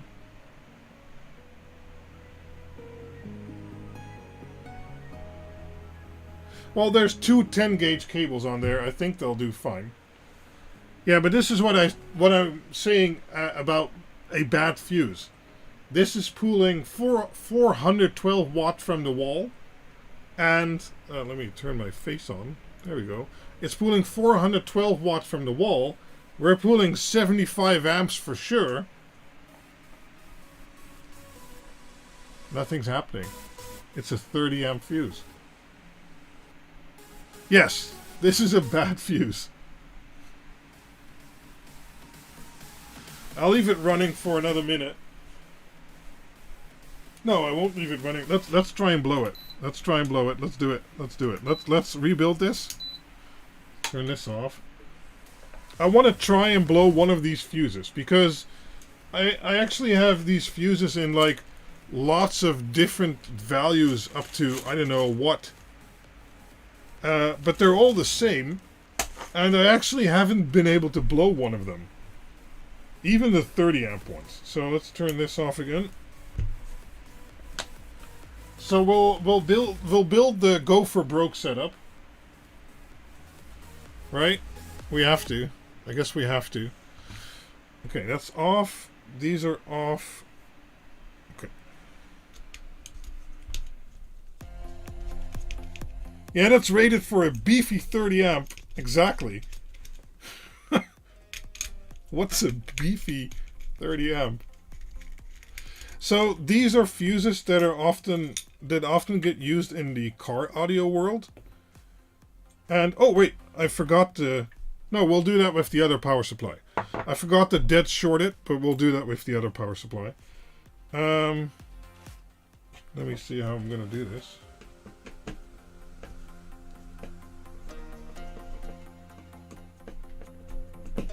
Yeah, but that's not, you can't count on that. Those black ones, I tested a lot of them, and the 30 amps blow around 40 to 50 amps, and the 40 amp needed a little bit more, but then it also blew at least.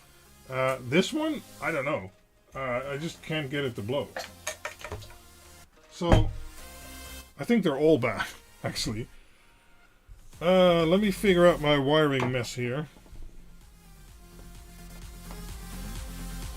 So, I need this one here.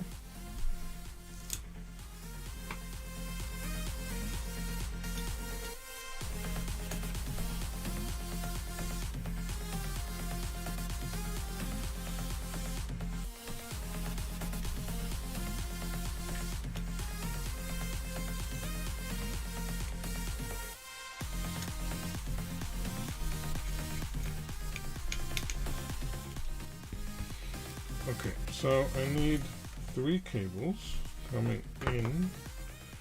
Not sure how I'm going to do this yet. Might do one below the fuse.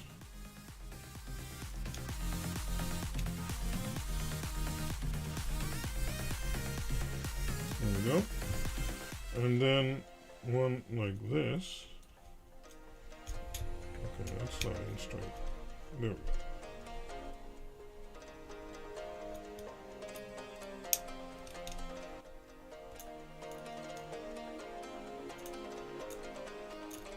I'll just side orient it. I don't care.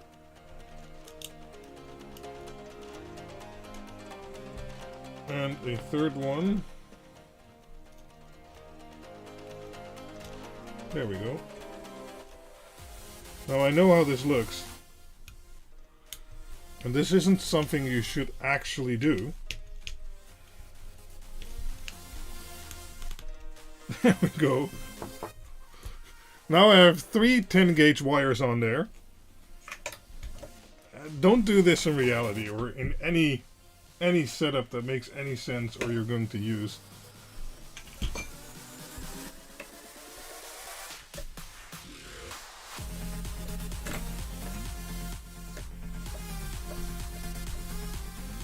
So let's screw that into the power supply.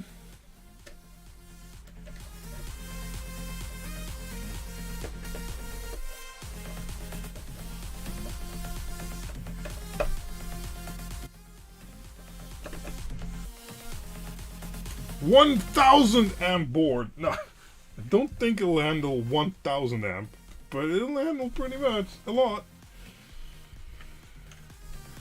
Okay, let's screw down these negative leads.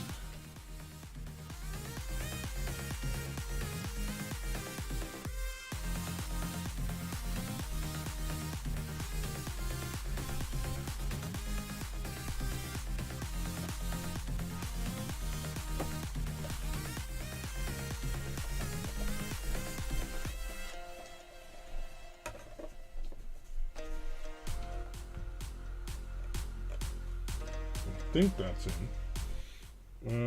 Let's screw down another one. No, I think I actually have enough.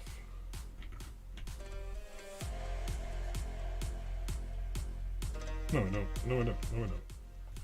Oh, wait.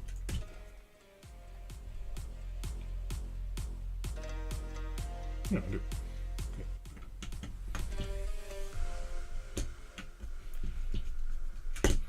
So this one can go.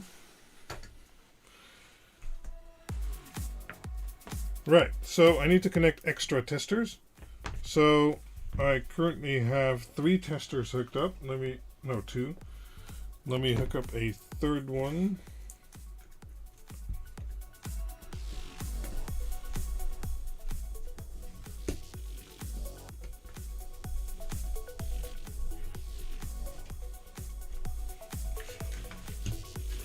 So I don't think I can show you all of them. Because I don't think... oh, wait. I can... Wait. Let me move you up more. Hold on. Oh. I hope I'm not going to wreck my whole setup here, but we'll see.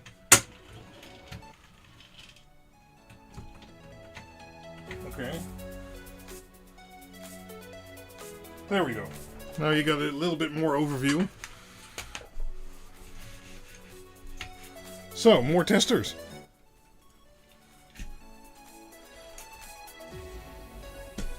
Oh, this one still has the board from the 100 watt car charger video attached. Did you guys see that one?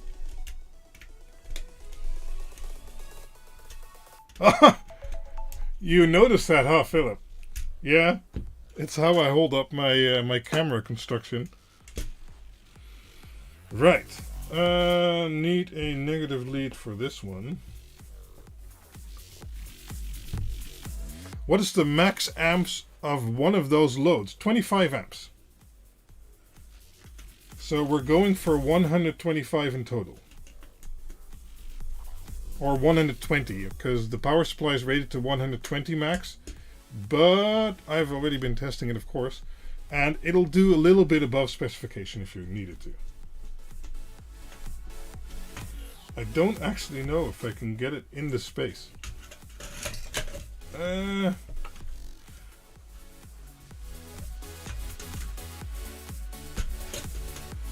It's going to be tight.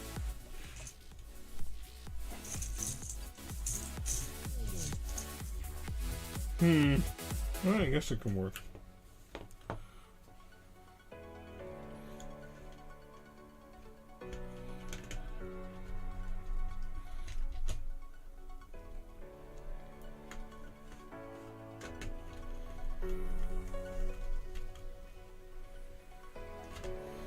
Okay.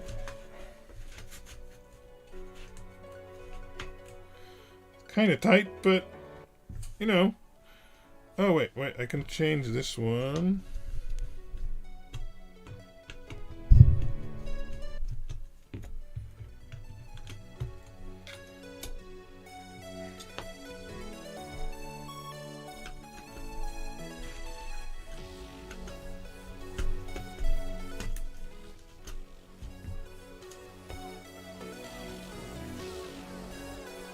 Yes, much better.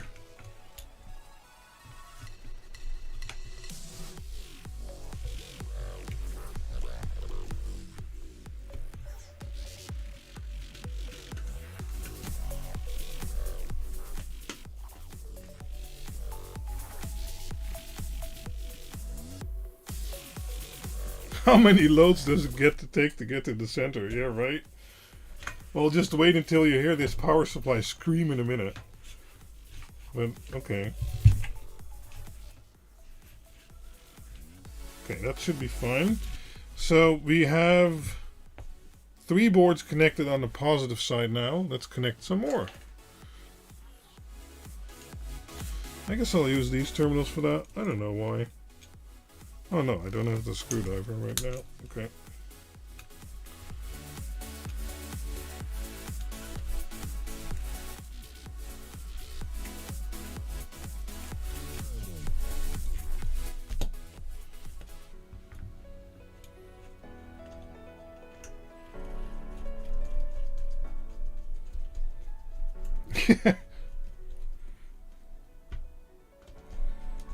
If my heat pump ever fails, I can use this for electric heating. Okay, I need one more wire.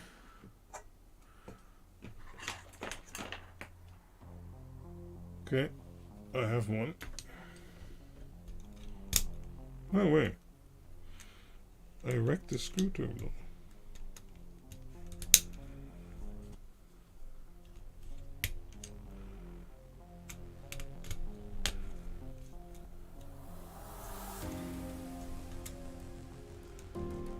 Come on. It should fit. There we go. Oh, you can't really see the board anymore. Sorry. And then let's hook this up. I think this is the most mad, insane testing setup I've ever built. That's for sure.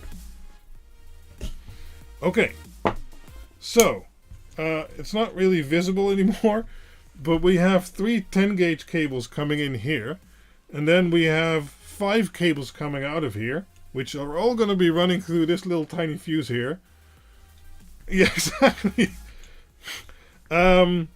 It's 10 gauge and 12 gauge, but that should still be fine for 25 amps. I do actually need 2 more power supplies. So let me hook those up, because those little boards, they require a 12 volt power.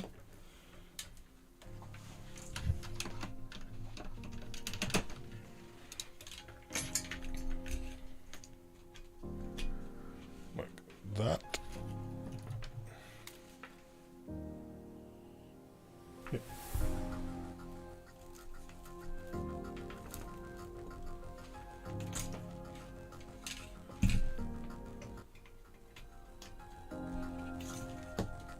Well, I guess I could put this one here. No, okay, maybe not.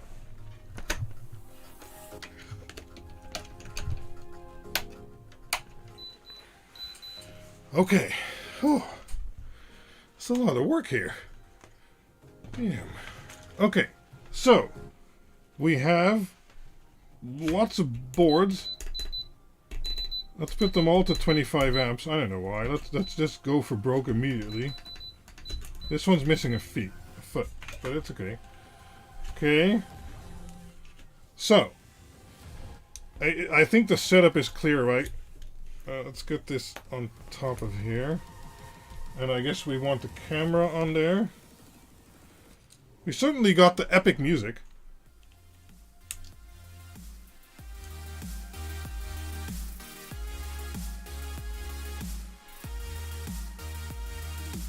Okay.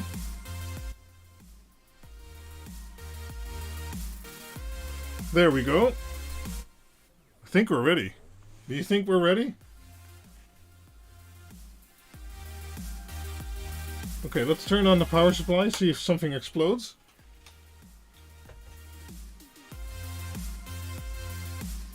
Oh, wait.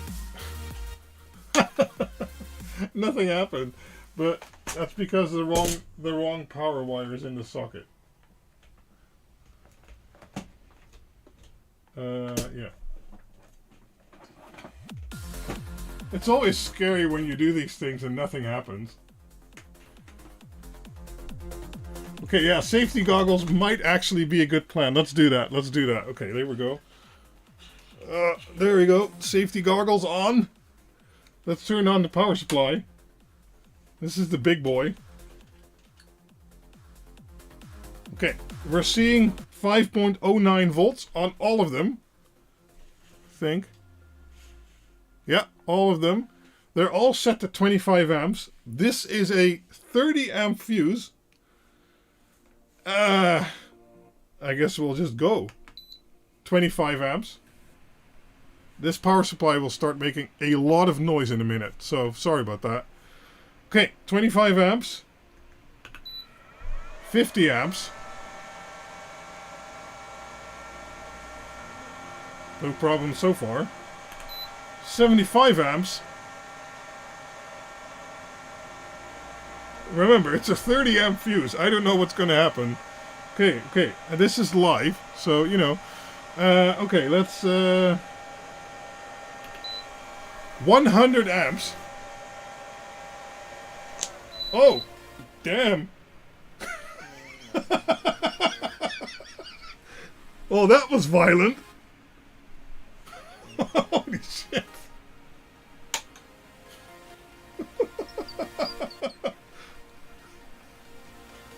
Okay, so 100 amps is too much for a 30 amp fuse. Who would have thought? Holy shit. Damn.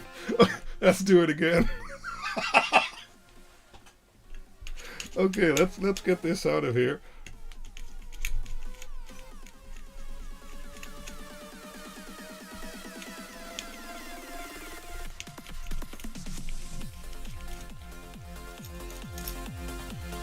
we can actually take this apart. Ramp it up slower, sure.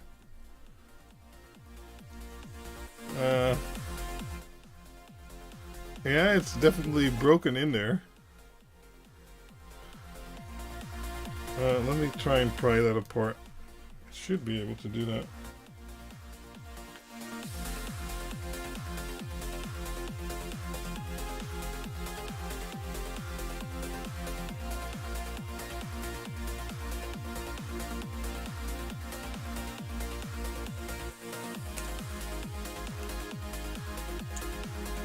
Okay, there we go. So, yeah, these pieces broke.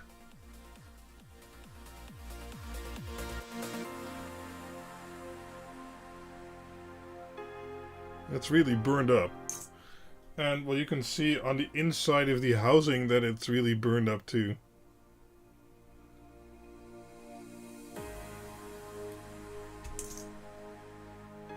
Even the music matches the fireworks, right?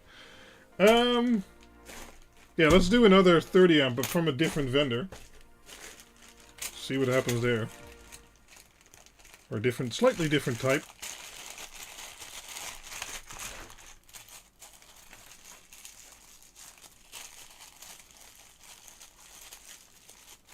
So these are basically the same, but these have full pads instead of half pads, I guess. But hey, the board is handling it fine. That's good. I mean, the fuse is giving out before the board is giving out, I guess. So I mean, I'll count that as a win.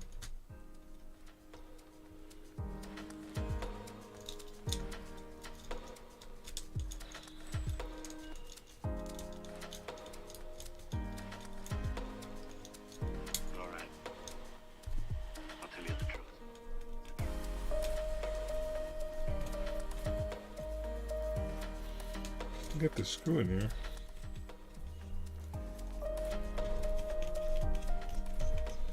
Okay.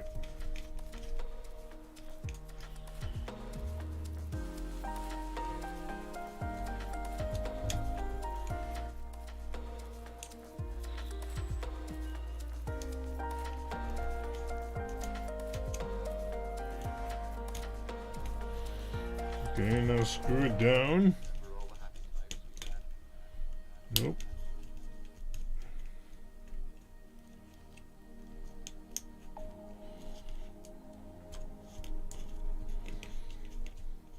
Oh wait, that's not right. That's not right.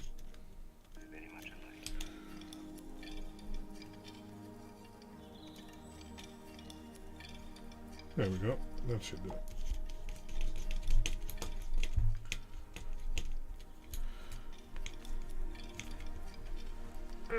Okay, have to make a good connection because there's like 100 amps running through there. Insane amounts. Okay, so let me try and show you that connection over here. So that's all jammed in there. One is below the fuse metal and two are on top.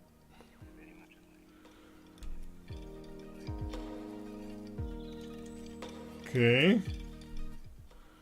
Let's reset these. I don't think it welded into the threads, but I don't know. You never know. Okay, I think we're good to turn on the power supply. Yep, they're all showing power. So, I don't know, let's go to 50 amps immediately. There we go. Oh, well, let's go to 75. We know we can do 75 on a 30 amp fuse. Come on.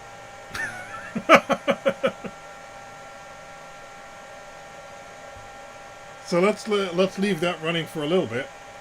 That's pulling 440 watts from the socket. Oh, spammer.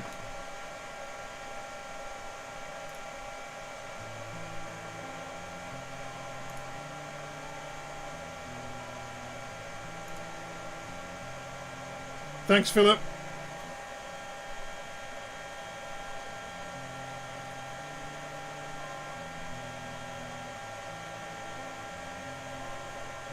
Thanks, Johnny.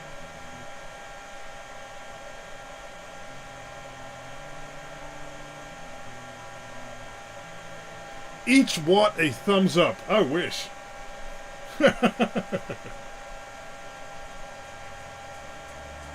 So nothing is really happening yet at 75 amps. So how much should I add? How much amps should I add? Should I add 5 amps? How much more?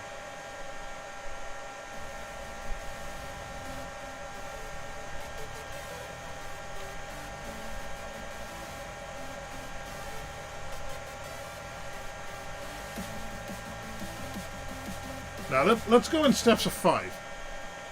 7 amps. What? I'll add 5. 5, let's go.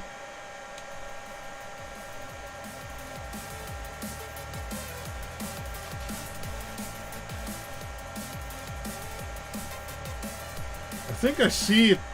I don't know. I think the plastic's warping. Again.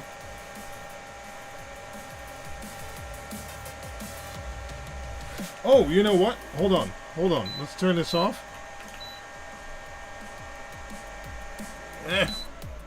Let's turn this off for a little bit. Let's remove the plastic. Right? Let's do it without the plastic. I don't know if I can reach the clip. Do I have to unscrew it? I don't want to unscrew it. It's not too hot. I think I can get it.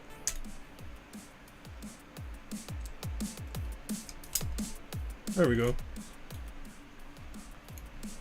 Let's do it like that.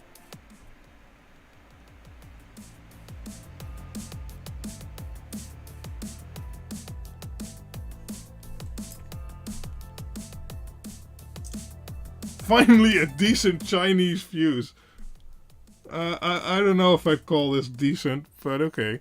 So, 25 amps, 50 amps, 75 amps.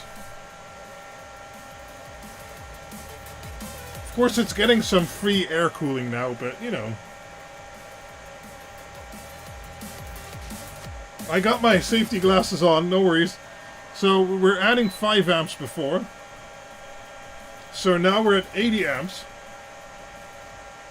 On a 30 amp fuse, I mean, it's just stupid.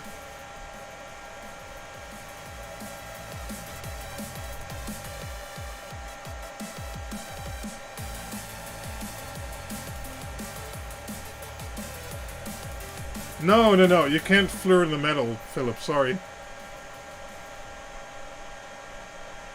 You can't fleur metal because it's too reflective. Okay, so nothing's happening here. Let's go 85 amps in total.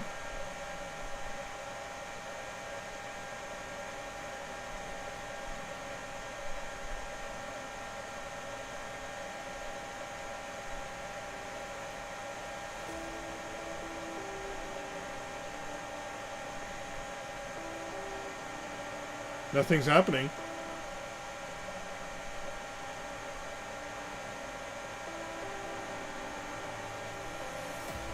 I guess we'll go up 5 more.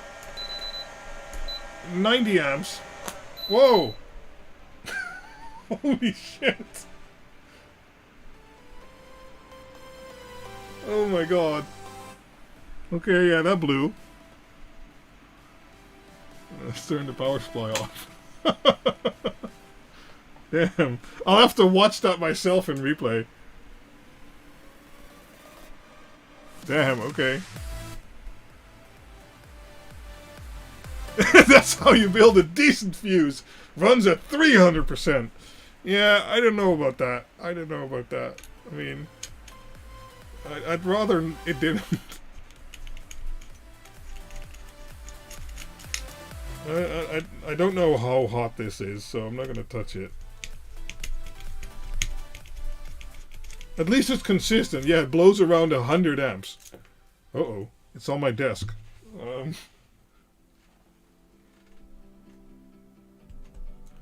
There we go. Let's put it on the pile. And when I'm talking about the pile, that's the pile we've been building during this stream. That's over there. So that's the pile of fuses I've been blowing during this stream. Okay. It's not focusing. There we go. So, conclusion time, I guess. Let's try a good fuse. Do I have those? Somewhere. Okay, there we go. Let's try a good fuse to round it off. 7! 7 was perfect. Yeah, sorry about that.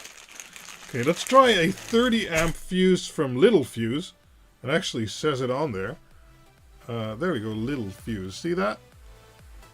So, that's the fuse brand I also use on my board, or on the pre-assembled boards. Wow, the screw is hot. Okay.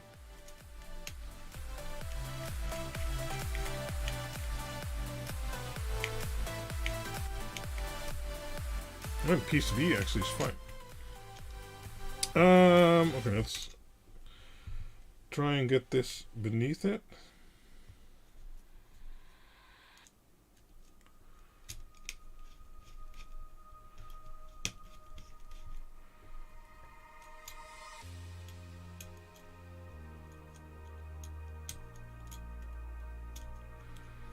Try and get these cables on there again.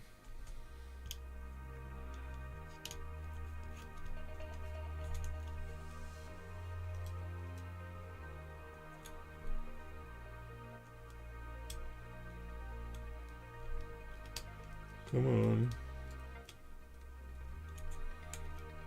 That's 2.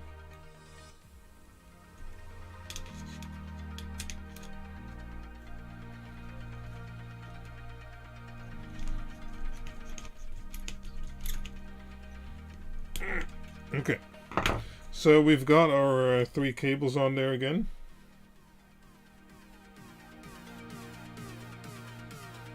Okay, it doesn't look pretty, but it works.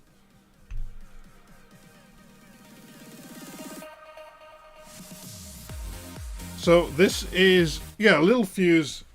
In my opinion, it's great, and that's why I also use them on my own boards. Because you know, I'd rather pay a little bit more and then be sure you're getting a quality fuse with the pre-assembled stuff. You know. Don't want to be the cause of someone's house burning down. That's exactly why there's fuses on all my boards. Okay, so let's reset those. Ugh. Okay, this should be good. Let's turn on power.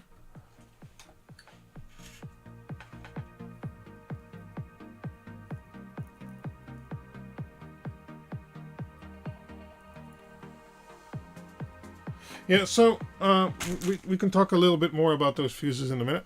Let's do a little test. This is a 30 amp fuse, so let's run at least 25. Okay. Okay, let's add. This one's at 15, so then we'll be at 40. Right? Let's go to 40.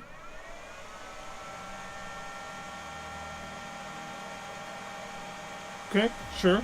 Let's go to 45. Let's give it a little bit.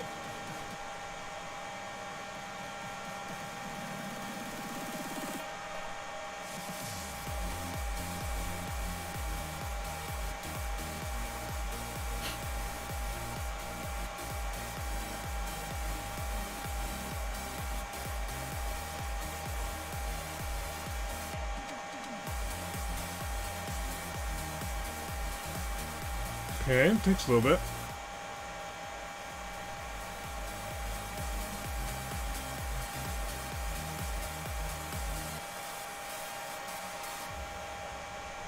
Okay, let's go to 50.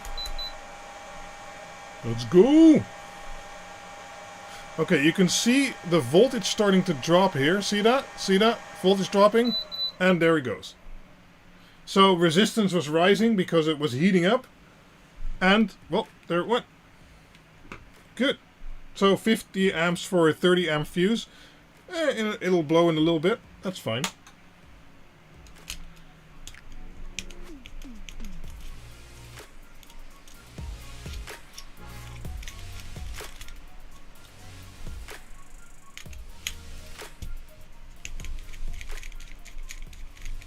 No, no. Oh, okay. It was a nice light under the fuse. I didn't see it. Cool. So these are constructed very differently, as you can see here on the back. There's a little bead in there or something. And I have seen that one glow before. Yeah. Yeah. No smoke, no sparks, no glow. These fuses suck. So the thing that worries me the most is that of those bad type fuses, I mean, we were using the 30 amp variants, but if I dig around in my little box here, I also have 60 amp variants, or even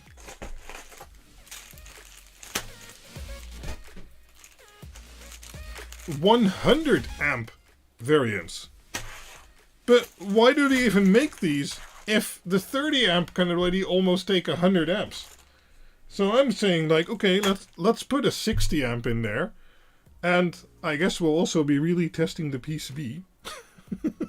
See what happens. And to end the stream, basically. It's going to end one way or another. How about that? It's going to end, yeah. Either, it's going to explode, or the fuse is going to blow. So, 60 amp fuse versus my 125 amp testing setup. What do you think will win? Yeah, they are different. They are different. Because, if we look at the... I'll show you. Hold on.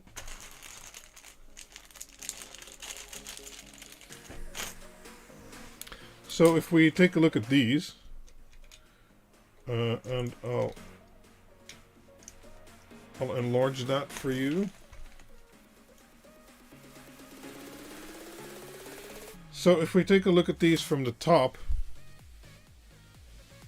we can see that the bar in the 30 amp is actually thinner than in the 60 amp, and this is a 100 amp, and you can see that bar is much thicker. So it's not the metal thickness, but it's the wideness over the gap, basically. So, yeah. So let's use that 60 amp and see how much we can run through it.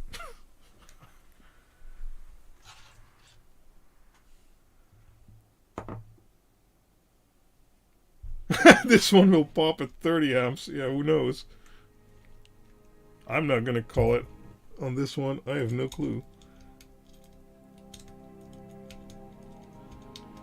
But so far my PCB design seems to be holding up. That's good. It's a prototype PCB testing setup, so...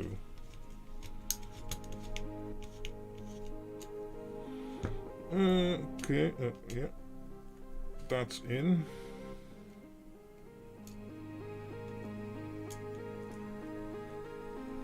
Go there. Can I squeeze this under there? Nope.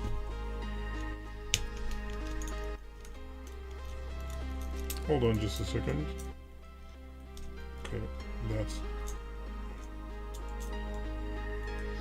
that's in, and now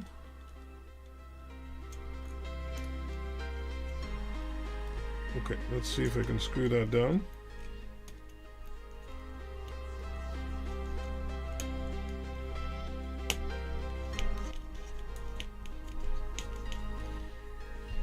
Nope, that's not in.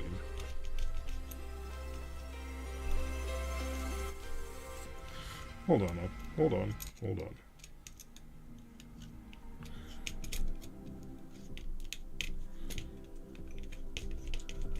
I don't know why, but it is getting harder to turn that screw.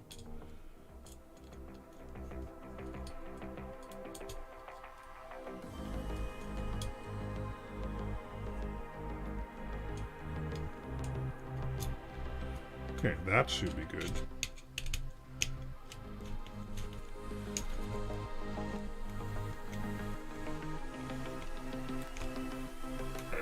Okay, that's not coming loose anytime soon. And now we have the... Oh, you can't actually see. Haha.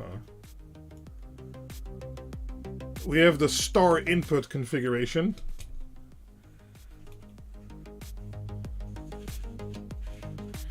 Yeah, we'll need 250 amps to pop that 100 one. Micro welding the threads. Yeah, I don't know.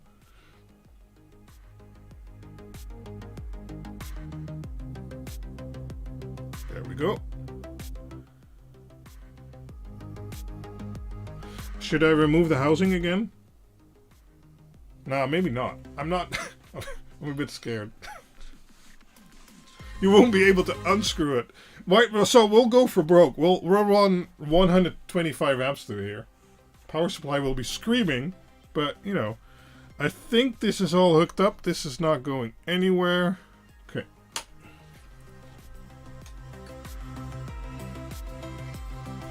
Okay, let's see if we're getting power. Yep, 5 volts. Okay, let's go. Okay, go. 25 amps. Go. 50 amps. Go. 75 amps. Go. 100 amps.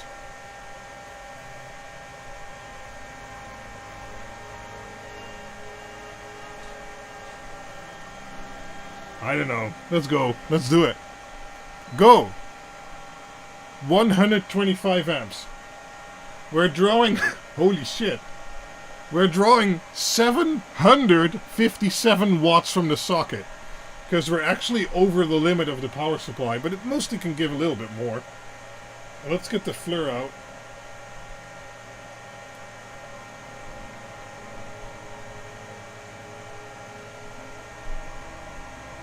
No, we're at 125 immediately. Let's go.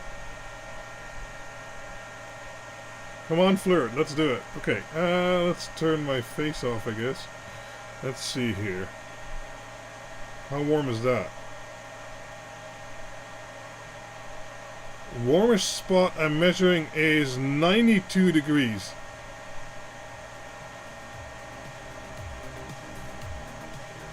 But the PCB,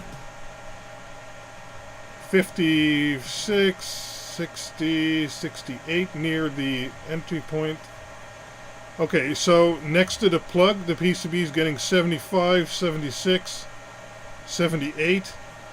So my design there is actually working because I'm pulling 125 amps just through this post here. So just this one here is doing 125 amps into the PCB. It's getting warm, but it's not instantly melting at least. So that's a good design at least. No V-drop so far. Yeah, right. They're still pretty much doing okay. Because if you see it starting to drop voltage, that's a clear sign it's going. So it's currently at 113, 14, 16.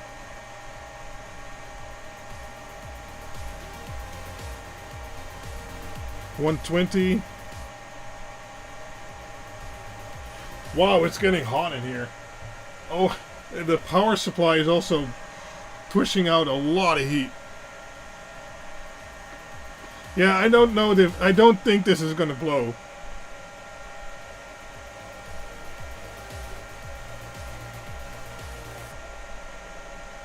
Yeah, exactly. How are my wires? That's okay. Oh, this one's hot. Let's check the temperature on my input wires.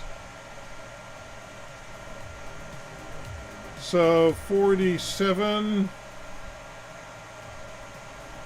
45, 42. Yeah, of course, this is the hot spot. 128. Yeah, 128. Yeah, but this is 3 times 10 gauge, so that should be decent enough for 125 amps.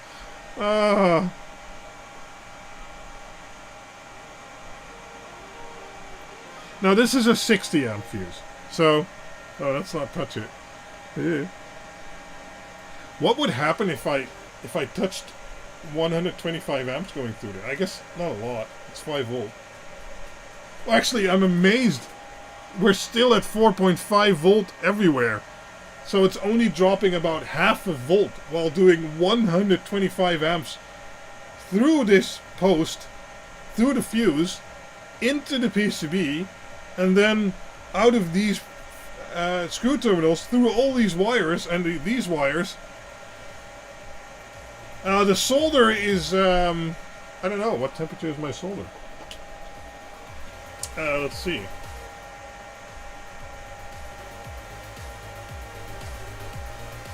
I think it's 200 degrees at least. It doesn't actually say. If someone wants to look up, it's Telcore XL823. Yeah, Alpha No Clean Telecore 8 Alpha No Clean Telecore XL823. Oh, and be warned, because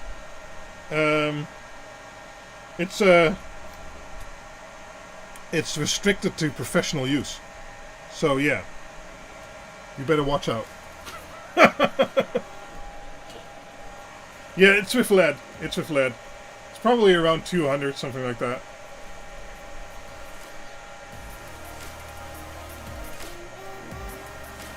Let's see what the board is doing.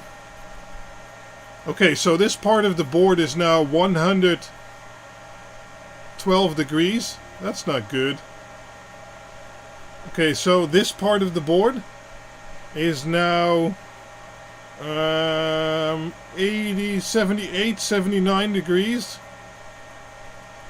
82, 84. Let's see the rest of the board. And the rest of the board is also at 60, 60 something. Wow, it's getting hot in here. Holy shit. 80. So the fuse itself is at... the flare can't measure it anymore. 145.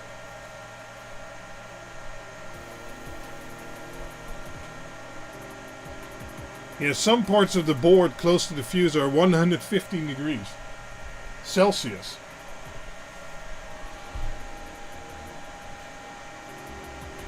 So, at least we now know that running 125 amps to one of these posts, I guess it works. I mean, the voltage drop's still okay, but I wouldn't want my PCB to be above boiling point.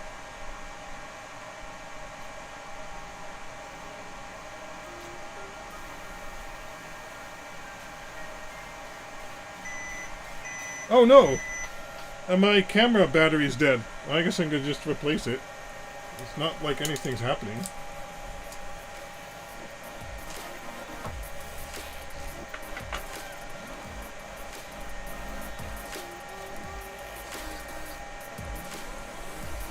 There we go. And we're back. Nothing happened. Yeah, so that's the thing. I don't think it'll even blow if I dead short it. We'll try that as last, Mr. Blue. Table mat starts melting. Yeah, that's actually why I have it on one of the silicone cables, because I know that can take the... It's actually lifted off of the table a little... Whoa, these wires are getting hot. Not too hot to touch, but it's getting uncomfortable. Oh, this one's uncomfortable to touch. Yeah, but that's why I have lifted it off the mat a little bit, because otherwise that'd be too warm. Oh, Dr. Z's is here. We're running 125 amps through this fuse. Oh, my face isn't even visible. Hey there, Dr. Z's. Yeah, so we're blowing a lot of current.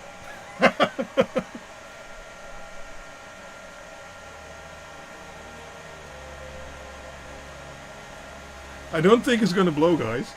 It's so warm in here. I mean, this cable. Let me check. Yeah, so this cable is now up to 62 degrees. And this one, 58. And this one, 54. And the PCB, oh, okay. 91. Oh, it's above 125. And the fuse is 144 Celsius.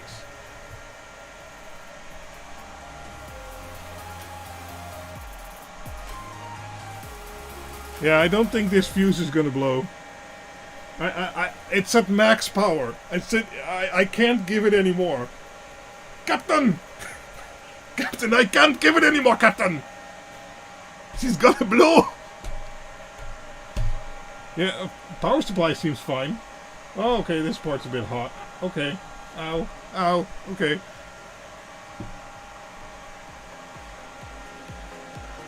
Yeah, I'm gonna call it. This isn't gonna go.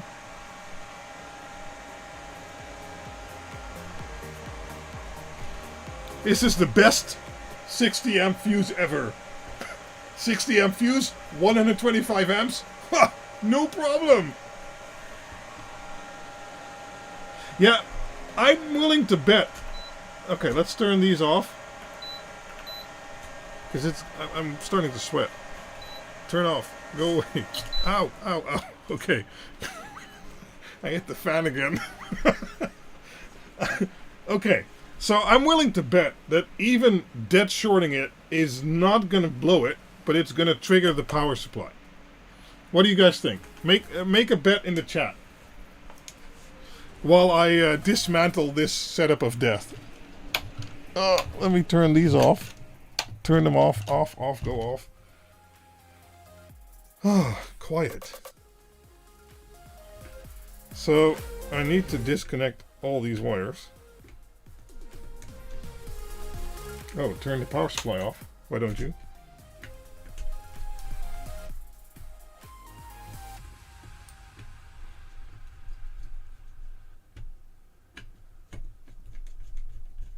Yeah, so I'm betting that the power supply will go into hiccup mode or short or overcurrent protection mode or something like that before this fuse is going to blow.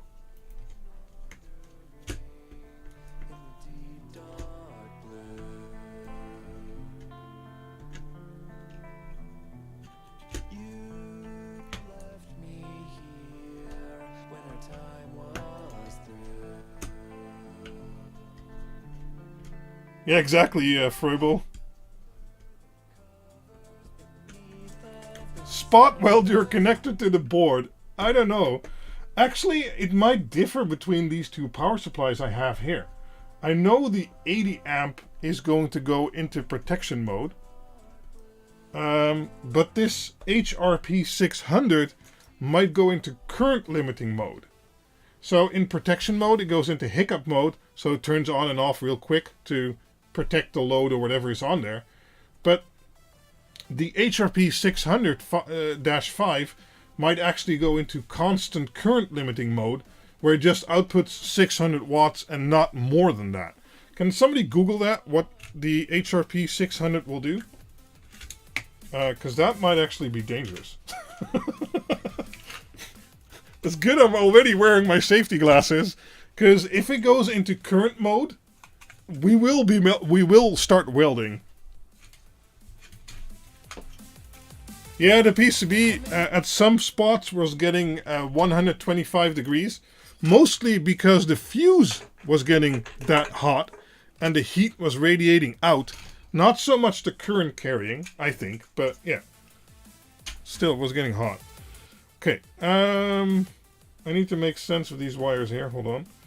So these are the input wires. So can somebody look up HRP 600-5? What kind of overprotection limit it has? Because otherwise I'll have to Google it myself. But okay, so these are all positive wires. Those can all go.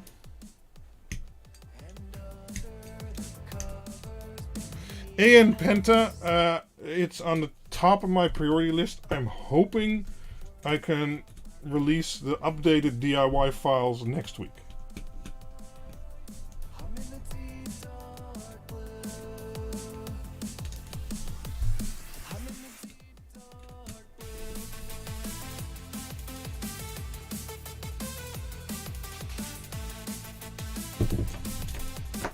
Okay, we don't need all of these. Oh.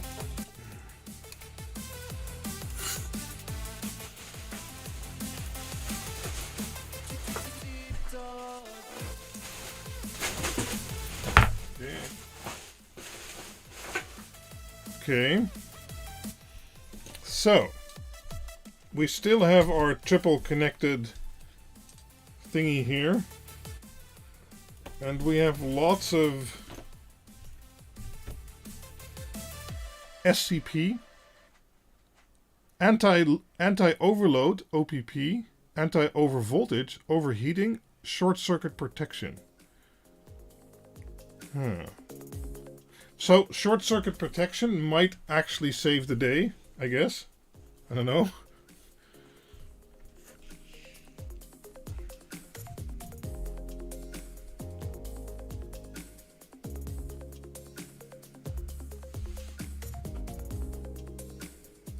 Constant current and auto recovery. Okay, then this might actually be a bit dangerous here. But we're going to try it anyway. So these are all negative wires. Those shouldn't be too dangerous to have lying around. Okay. Constant current limiting. Recovers automatically after fault condition is removed. Okay. Let's, I don't know. Let's try it. Okay, so I can see the power supply is drawing 10 watts idle from the socket, so I know it's on. So there's positive voltage going into here. And I guess I'm just going to short it with this wire. Oh, wait. Why am I not visible anymore? Oh no, now that battery ran out. Jesus. Okay, you'll have to do... Hold on. You'll have to do without the face cam for a little bit. Because that battery ran out.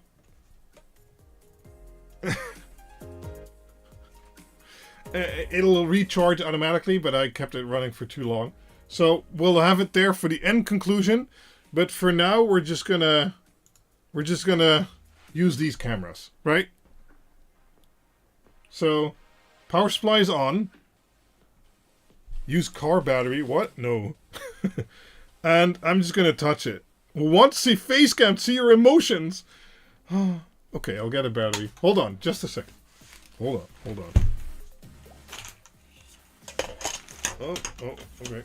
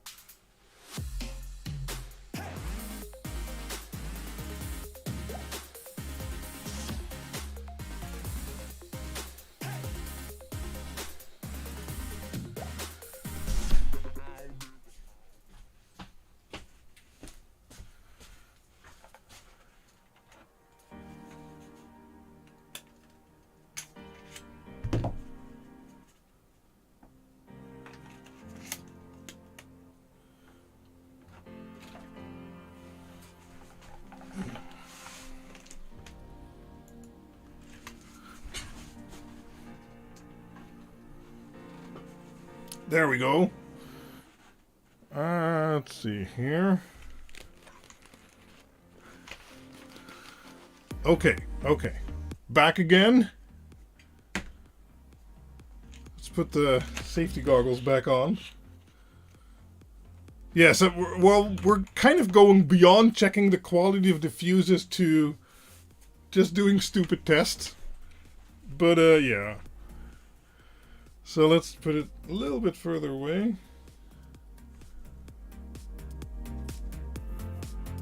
There we go. There is no quality. Yes. Okay. Turning the power supply on. Okay. And now I guess I'm just gonna... I don't think it's going to pop. Let's see. Oh. Nope. Nope, that wasn't popping. Holy shit. Damn, okay. Oh wow. Okay, look at that.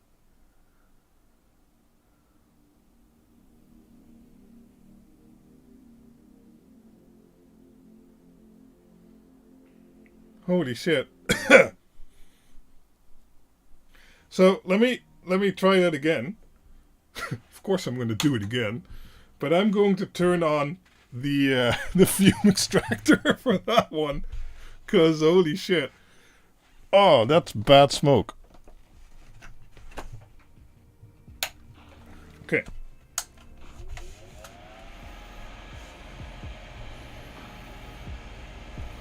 Okay, let's do it again. Oh, yeah. Let's. Yeah, the fuse is fine. Fuse doesn't care. What kind of fuse is this? Okay, let's do it again. Oh wait, I need to turn the power supply on. Oh my god, why am I doing this? Okay, here we go. Oh. You see that? The wire was the fork terminal was actually glowing. Oh, the wire is heating up too. Holy shit. This part of the fork terminal is basically burned off.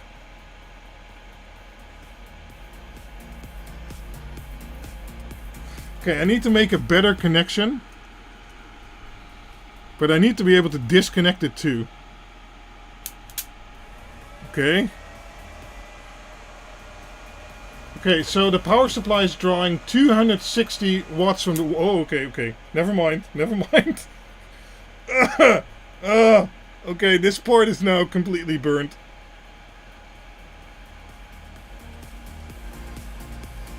And it was in the terminal, so... Touch it on the fuse. Use a fork terminal as a fuse, yeah. Yeah, I guess I could touch it on here too. Holy shit. Can you see it glowing?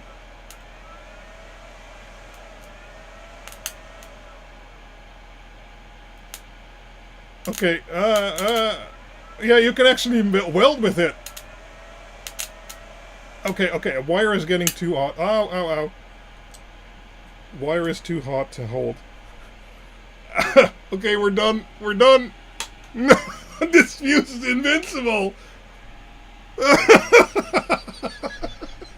Oh my god! Look at the fork terminal. It's gone. It's just obliterated.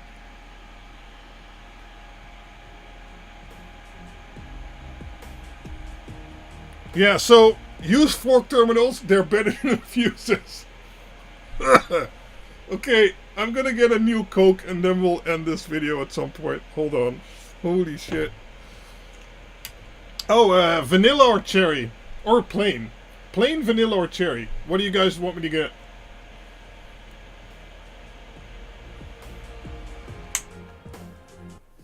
Ugh.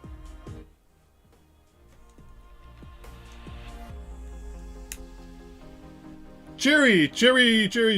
Okay. Nope. Yep. Okay, that's enough cherry. I'm getting a cherry. I think I deserve one.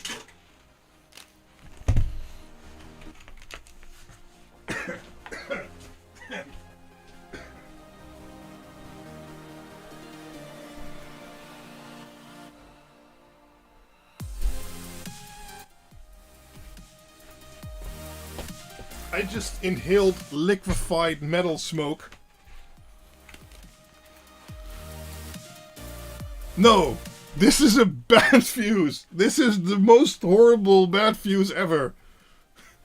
Let me clean this up here. I don't even know if I can still unscrew it. Let's go. Okay. No. It's basically not a fuse. Exactly. Well, this wasn't burning plastic. This was burning metal. So let's see if I can unscrew it. This side's fine.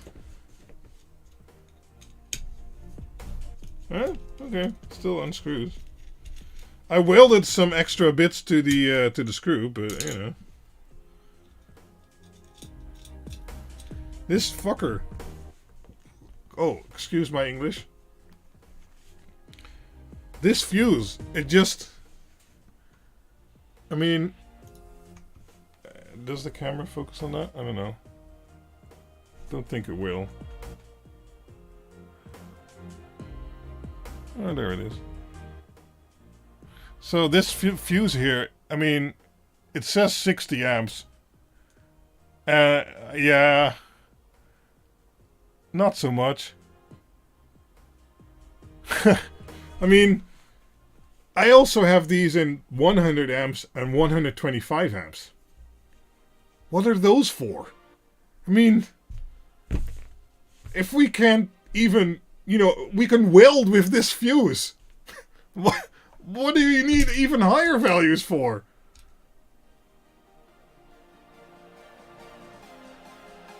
What mod? What's going on? It still looks brand new, yeah. Nothing happened to it. It's stupid. Hey, but my board also didn't fry. That's good. I mean, here's the board. Let's see if it focuses. No, it doesn't want to focus on that. Oh, there we go. So, board is still perfectly okay. Other side of the board. Yeah. So, at least my design is working. Or the things I wanted to test on this testing board. So, that's good. It's because of gold plating. You want to mod... What's there to mod, Johnny?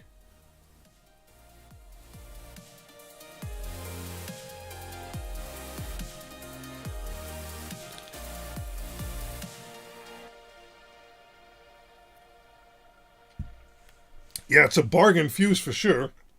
You pay for 60 amps and you get 300 at least. Oh, yeah, I'm swearing, yeah. You gonna ban me now?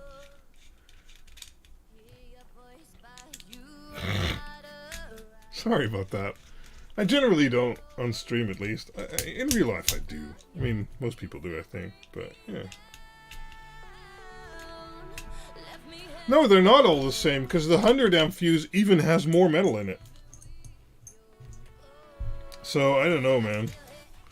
Don't buy those fuses on AliExpress. They're horrible.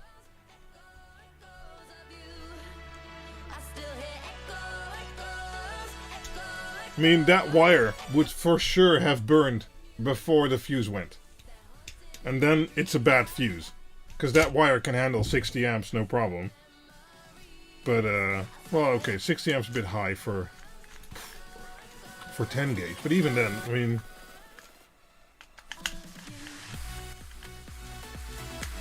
So yeah, at least I know how to proceed with this project.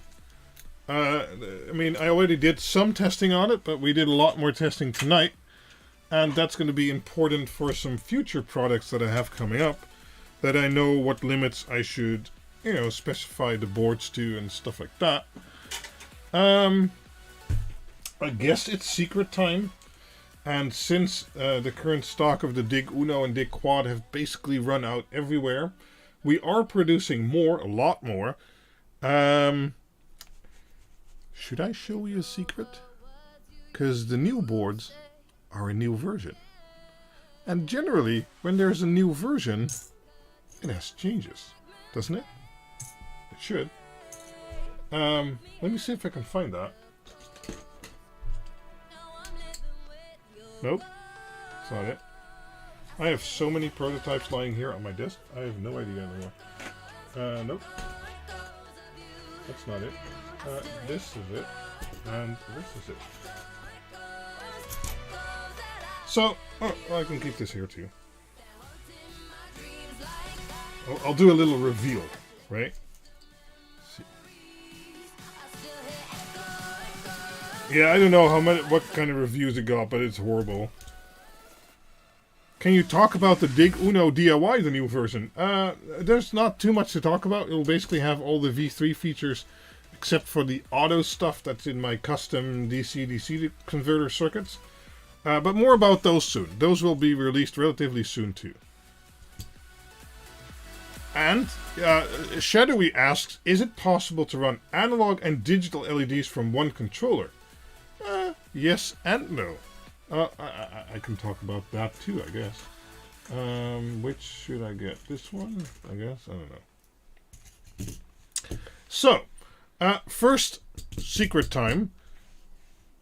This is between you guys and me, guys, okay? This isn't out yet. So, I have these boards here. Oh, wait. My board is way up high. I can't reach the lens anymore. Hold on.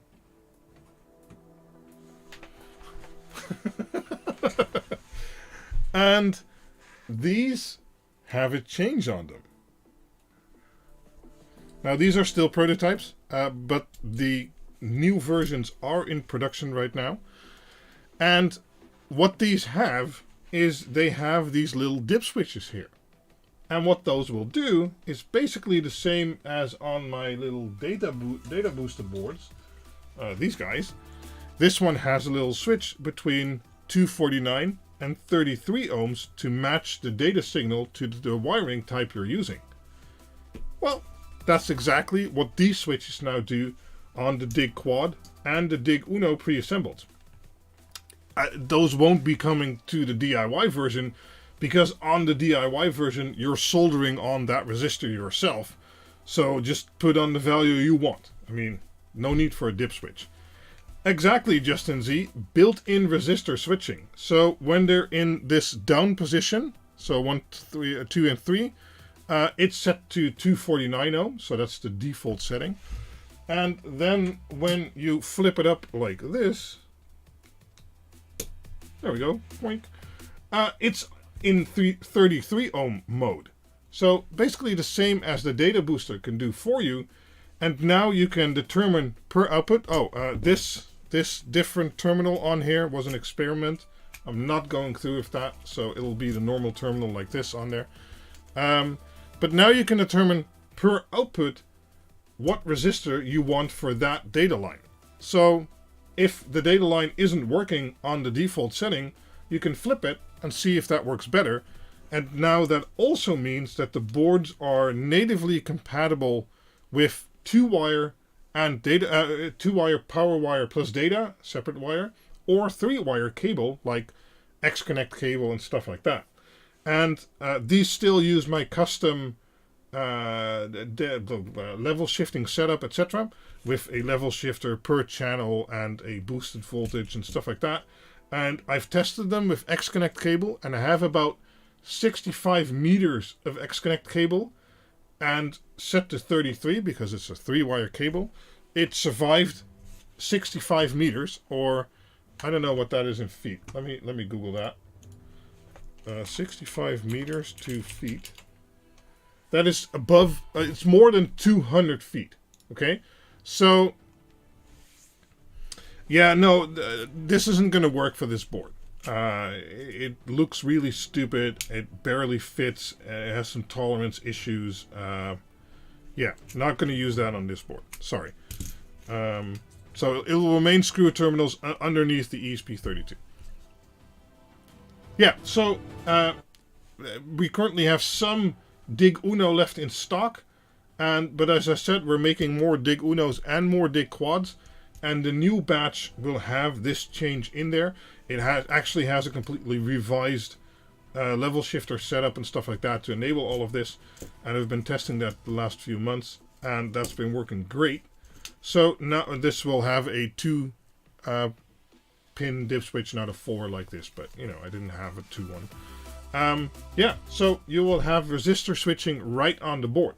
Now, that doesn't make the data boosters useless. They still have the power injection function and the boosting of the data signal further down the line. So if you're bridging a gap between LED strips or pixels and stuff like that. But at least for outputs on the board itself, you won't need one right behind the board anymore to change the resistor value between 249 and 33 ohm, because that's now built into the boards themselves. Yeah, I get that, JCM, but it'll... Whatever I tried in that regard, and I've tried to do some design things with that, it would require a much bigger board, basically. So, yeah, I don't think I'll be able to integrate that. Well, yeah, I've tested it with 3-wire cable and running 60 meters of X-Connect cable, and that worked fine with power injection at the other end, because without power injection, the 12 volt just doesn't survive. But my data signal I'm putting out with this circuit does. So if you put 60 meters of X-Connect with 12 volt ground and data signal on there, and then have power also injection at the far end, that works fine. So, yeah.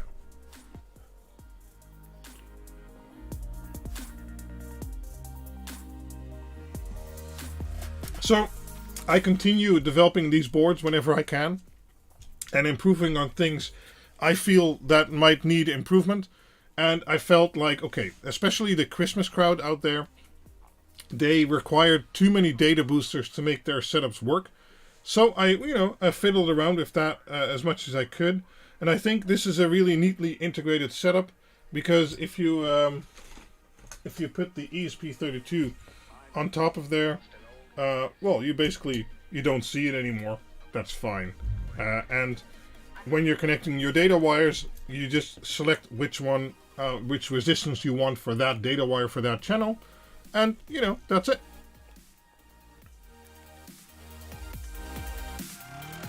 But that's just controlling cable, not LEDs. Yeah. What do you mean, Shadowy?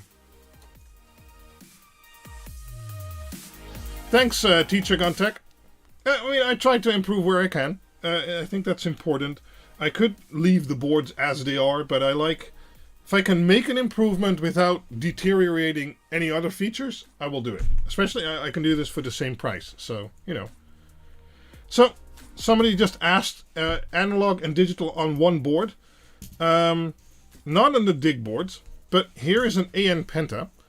And currently that's DIY only, but we'll be releasing a pre-assembled version later this year, probably Q3 or Q4. So, sorry about that. But DIY will be coming out soon. And, well, normally you'd have a Quinled ESP32 here, or even one with Ethernet, whatever you want. And, okay, that's fine. But if you want digital LEDs, what will be released soon is this guy, and this is the Quinled ESP32 AE+.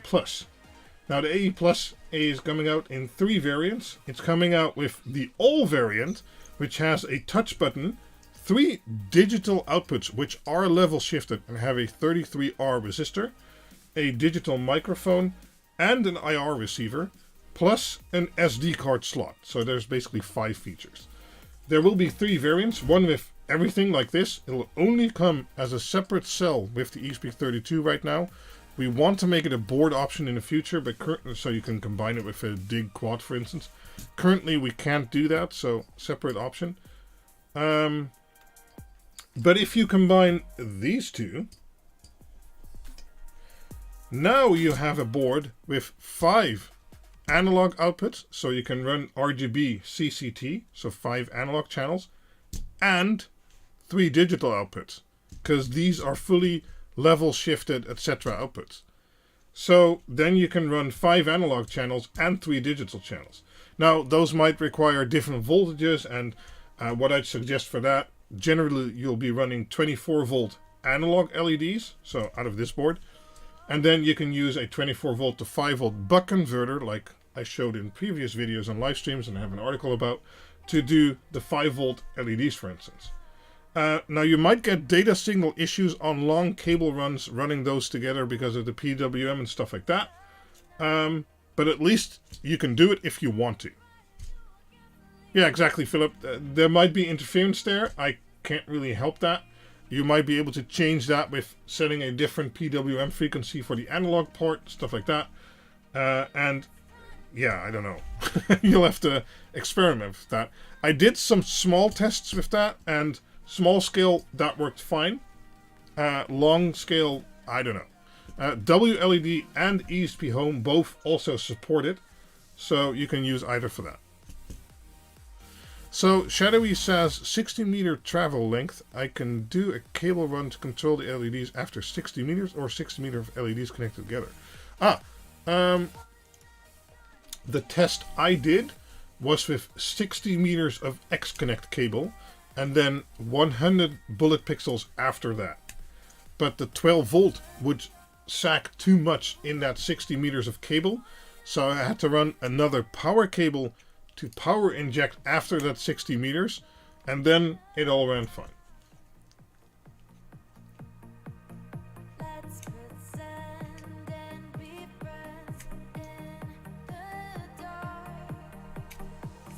So yeah, this is the first time I'm sharing that selectable resistor thing outside of some people in the know, basically. And I really hope that will, you know, and together with the AE Plus that's coming out very soon, those are also in production right now. I hope that will, you know, improve the boards again to everyone's liking. Sure, no problem, Shadowy.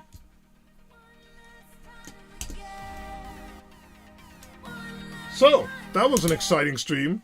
I mean, this is gone. It's supposed to look like that.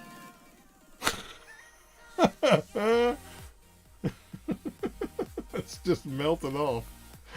Oh my god.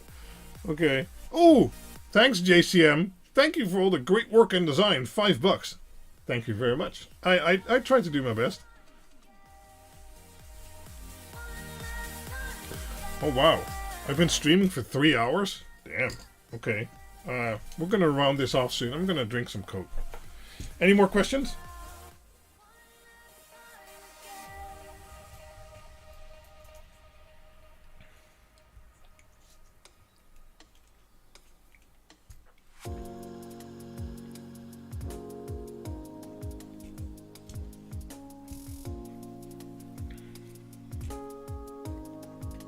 Yeah, thumbs up and a follow or something like that would be very much appreciated.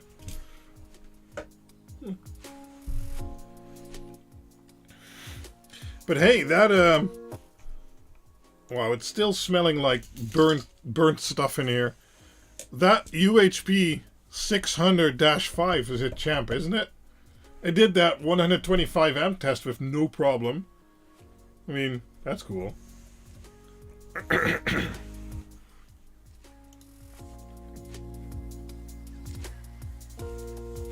YouTube is not receiving enough video to maintain a smooth... Okay.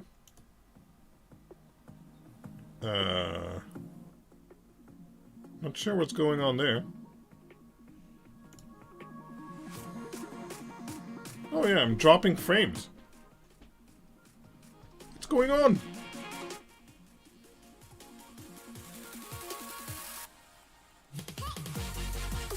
Yeah, something is, I don't know. I'm dropping frames for some reason on the stream.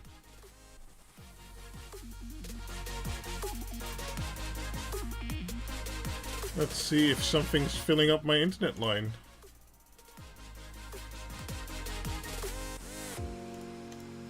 That's interesting.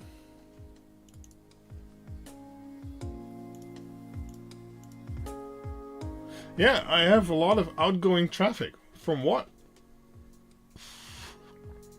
That's not good.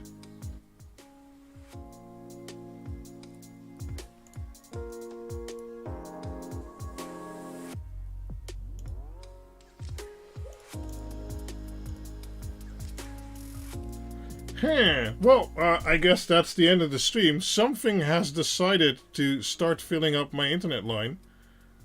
And I don't know what. Where is my queues?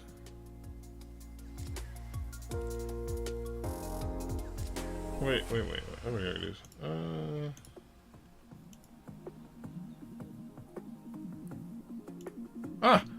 Okay. Never mind. I can fix it.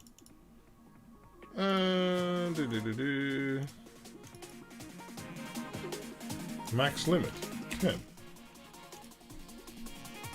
There we go, that fixed it.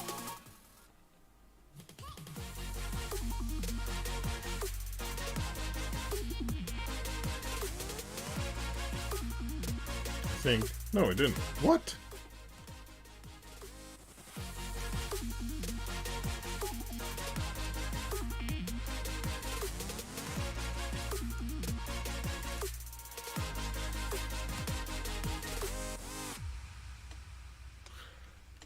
Something is filling up my internet line and I don't know how to fix it.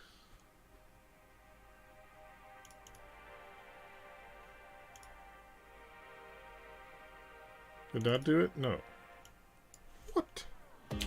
Stop doing these.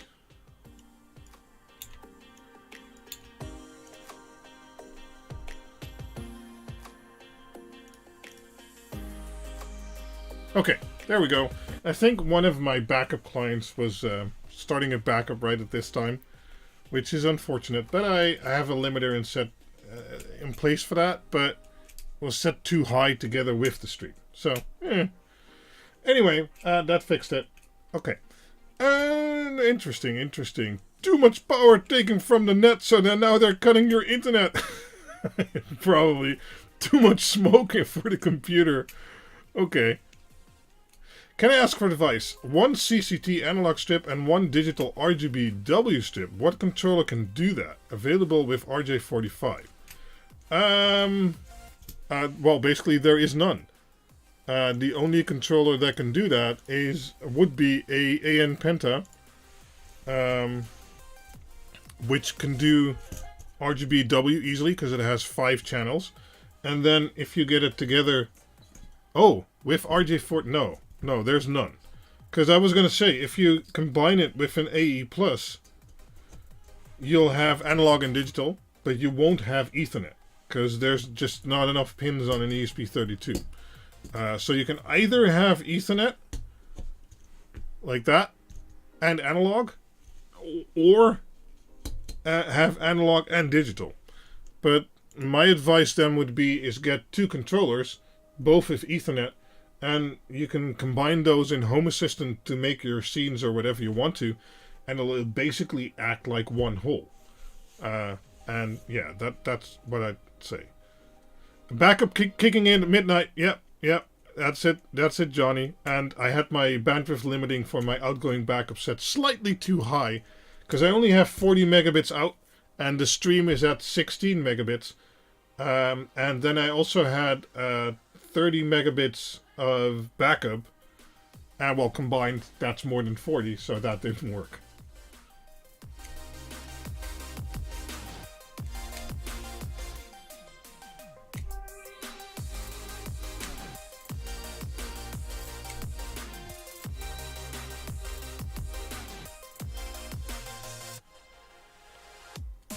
Oh, you got kicked out. What? Wait. Oh wow, the viewers also dropped drastically. Okay. Oh, and for Andulich it jumped forward like 10 seconds. Interesting.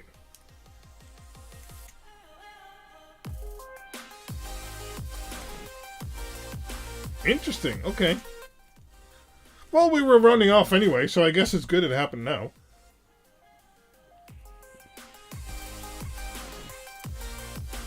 No, the stream is fine now. I haven't dropped a single frame since I fixed it.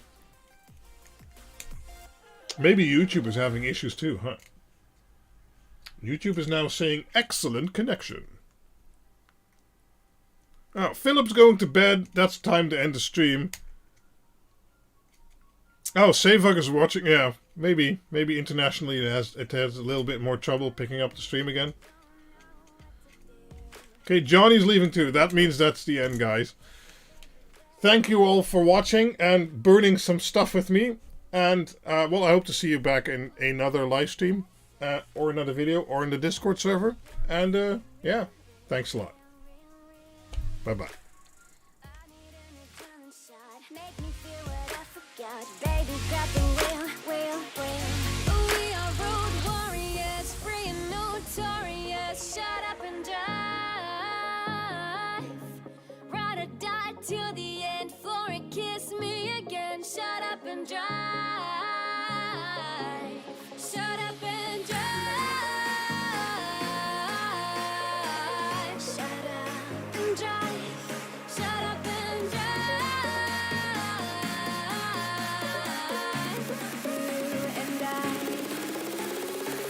Shut up and drive.